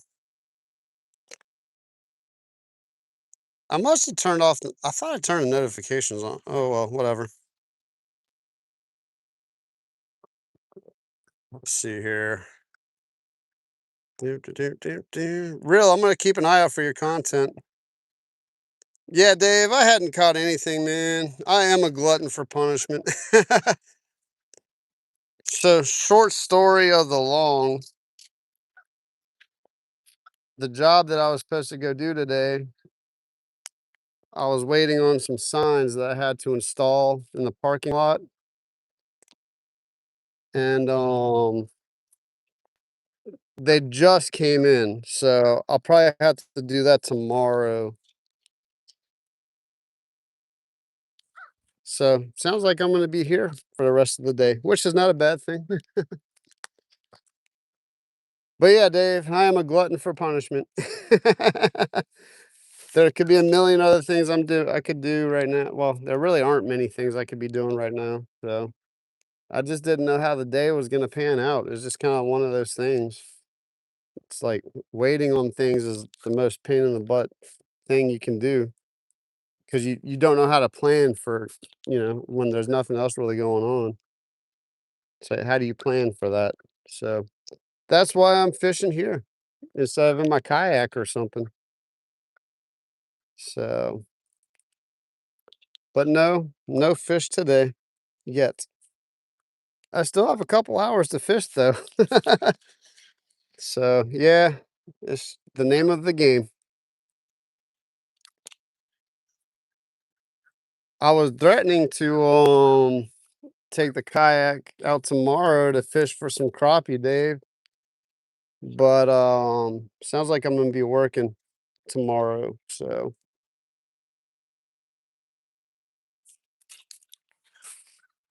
next week I do have a charter I'm probably gonna have booked next week. It's probably gonna be Friday, depending on the weather. Monday would actually be primo because the spot I want to go fish, there's a deep lake attached to the bayou, and I can get the client on fish real easy because those fish are going to be stacked up with the cold weather. So I almost want to just do that on Monday after this like cold. Like Monday is supposed to be like wintry mix. No, Saturday night into Sunday is going to be a wintry mix. So Monday is going to be like game on for all the deep fishing spots where the fish will gather around and stack up. If that makes sense.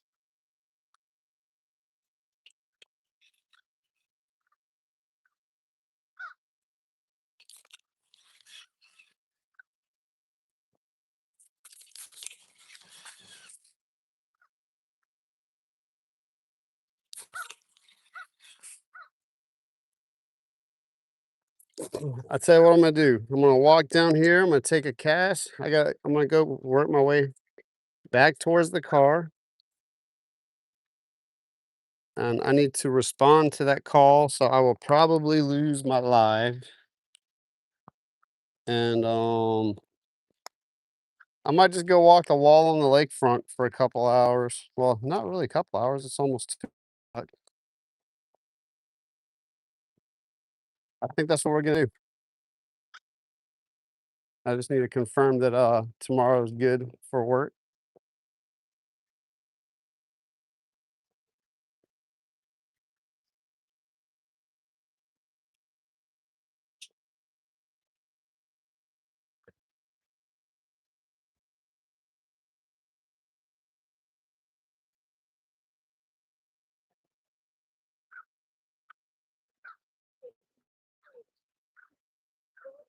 Get anything yet? Nah, man. Oh yeah.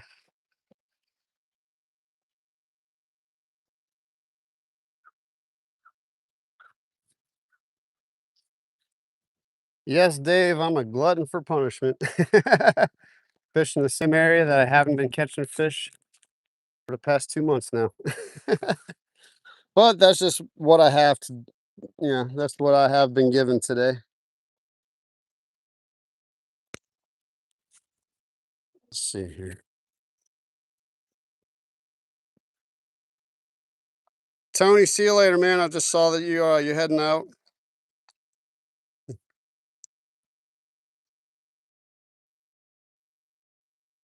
Let's see here.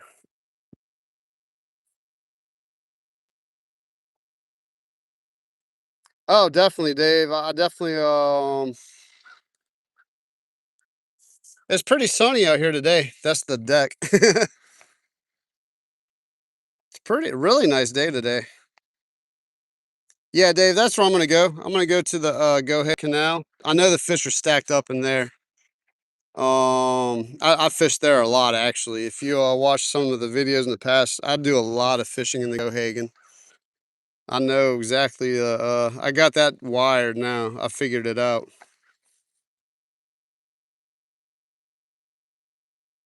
But I have wintertime gear that I have like a lot of waterproof, windproof gear that I wear on my kayaks. So cold isn't a thing for me anymore. I got the right stuff to handle the cold. But the problem is I might be doing a charter fishing trip out of the kayaks and I'm going to be paddling. So that's going to be pretty brutal. Try to get the dude on my pedal kayak and get him on the fish. Yep, that's exactly where I'm going is the lake. The big 30-foot section. I know exactly where you're talking about. All right, let's take a couple more casts and then I have to confirm about tomorrow with work, which means I will probably lose this live stream, which hasn't been super productive outside of some good conversation. um yeah, and then I might go ahead and go live again on the actual lakefront. The water's real low though, so there's not much probably not much going to be happening out there either. I would have figured I could have at least bumped a couple fish in here, you know. But Dave, I used dead shrimp. I was using gulp. Now I'm fishing artificial.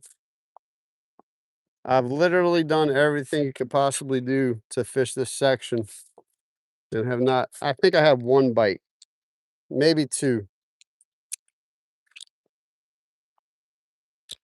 And I can't cast far enough to get over there from the bank. That's my usual predicament. So it's all good though. I'm enjoying just being out here. It's calm, it's quiet for the most part.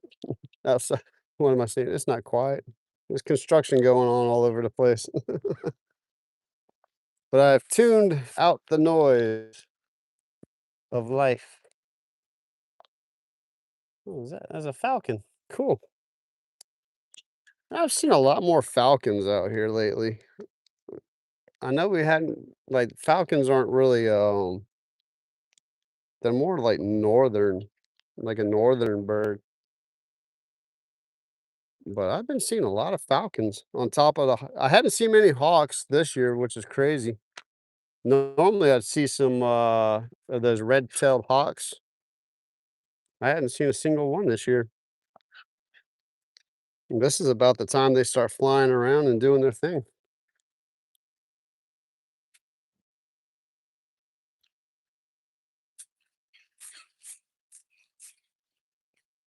I can see the structure over there though. Like I see the logs in the water. So now I know what I'm snagging on when I cast over there. Just have to stay away from that. That's the plus side of this water being so low. I can actually see the snags over there. I have a shrimp creel matrix shad on. That was doing pretty good for me the other day, but that was the other day. So, today's a new day.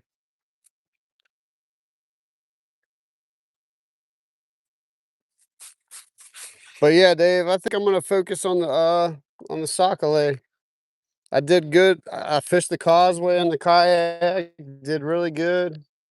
Got on the speckled trout. That's what I wanted to do.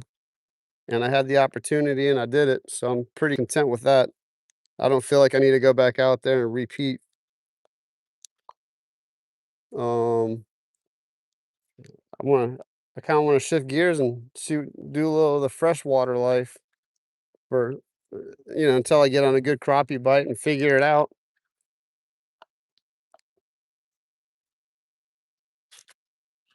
Oh, someone's about to launch their boat, so that's probably going to be the end of it for me here anyway.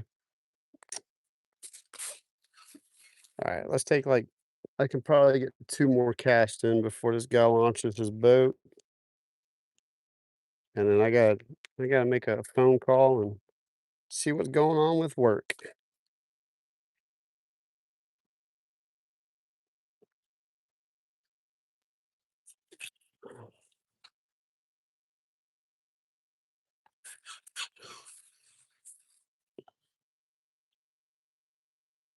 It's always the surprise of the unknown out here for me, though. I guess that's why I keep coming back because I know what I could catch. Oh man, that's one of those loud gator tail surface drive motors. Get ready, guys. It's about to get loud. It's a big boat too.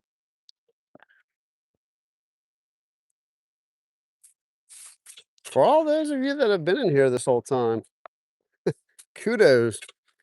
I mean, man, I'm a glutton for punishment, but man, you guys are really the gluttons for punishment, man. Hanging in here all day and not a single fish. My goodness. I think I'm just gonna have to call it quits on this spot and just like figure out something better to do with my time.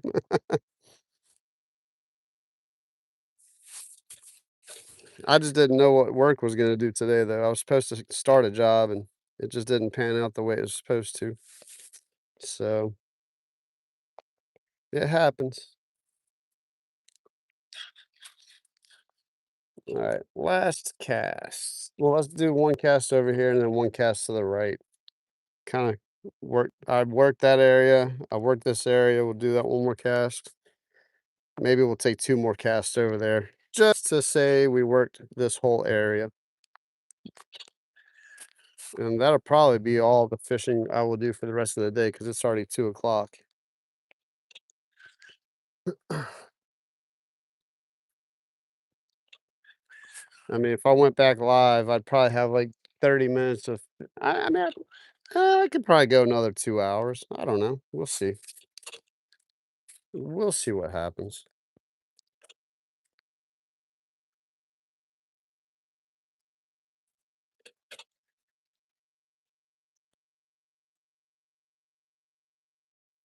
We got the seagull, Mr. Seagull, two seagulls. Man, I caught that perfect. That was awesome.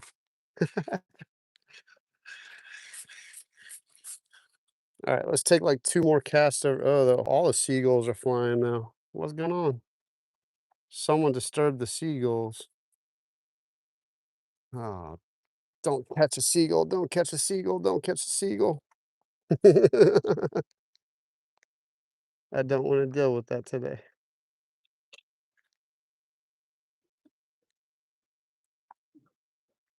Something got the birds stirred up, though, that's for sure.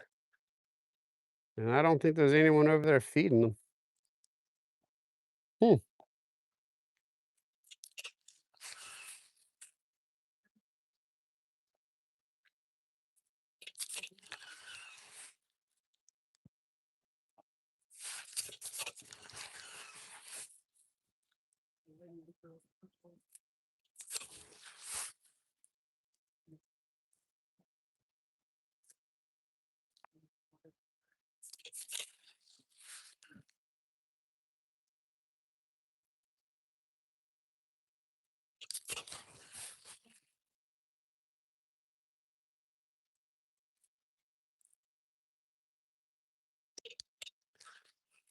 Well, we definitely gave it a try. That's for sure. There was no lack of effort on our end.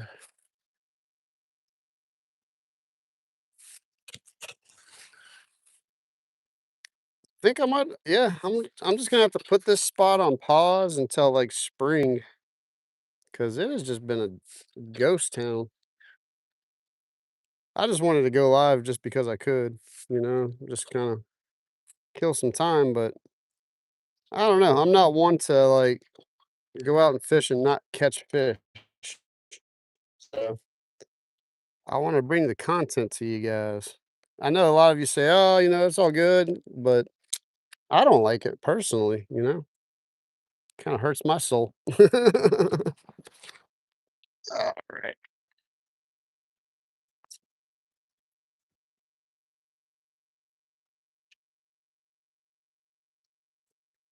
Yeah, I saw the Eagles about a month ago, but I mean, you got to catch them at the right moment. The osprey are definitely out here thick.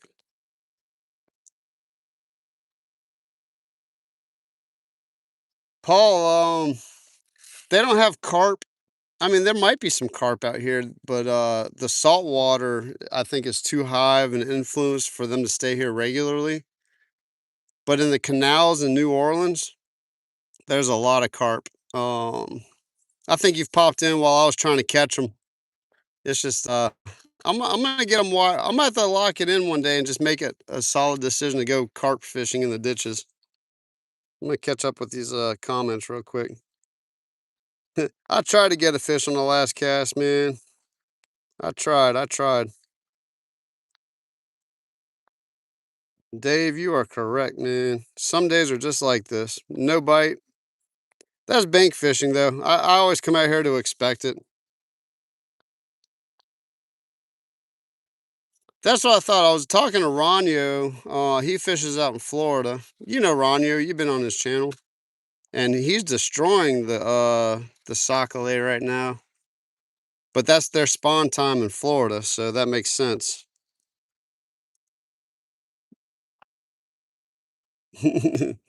Yeah, the skunk buster is a seagull.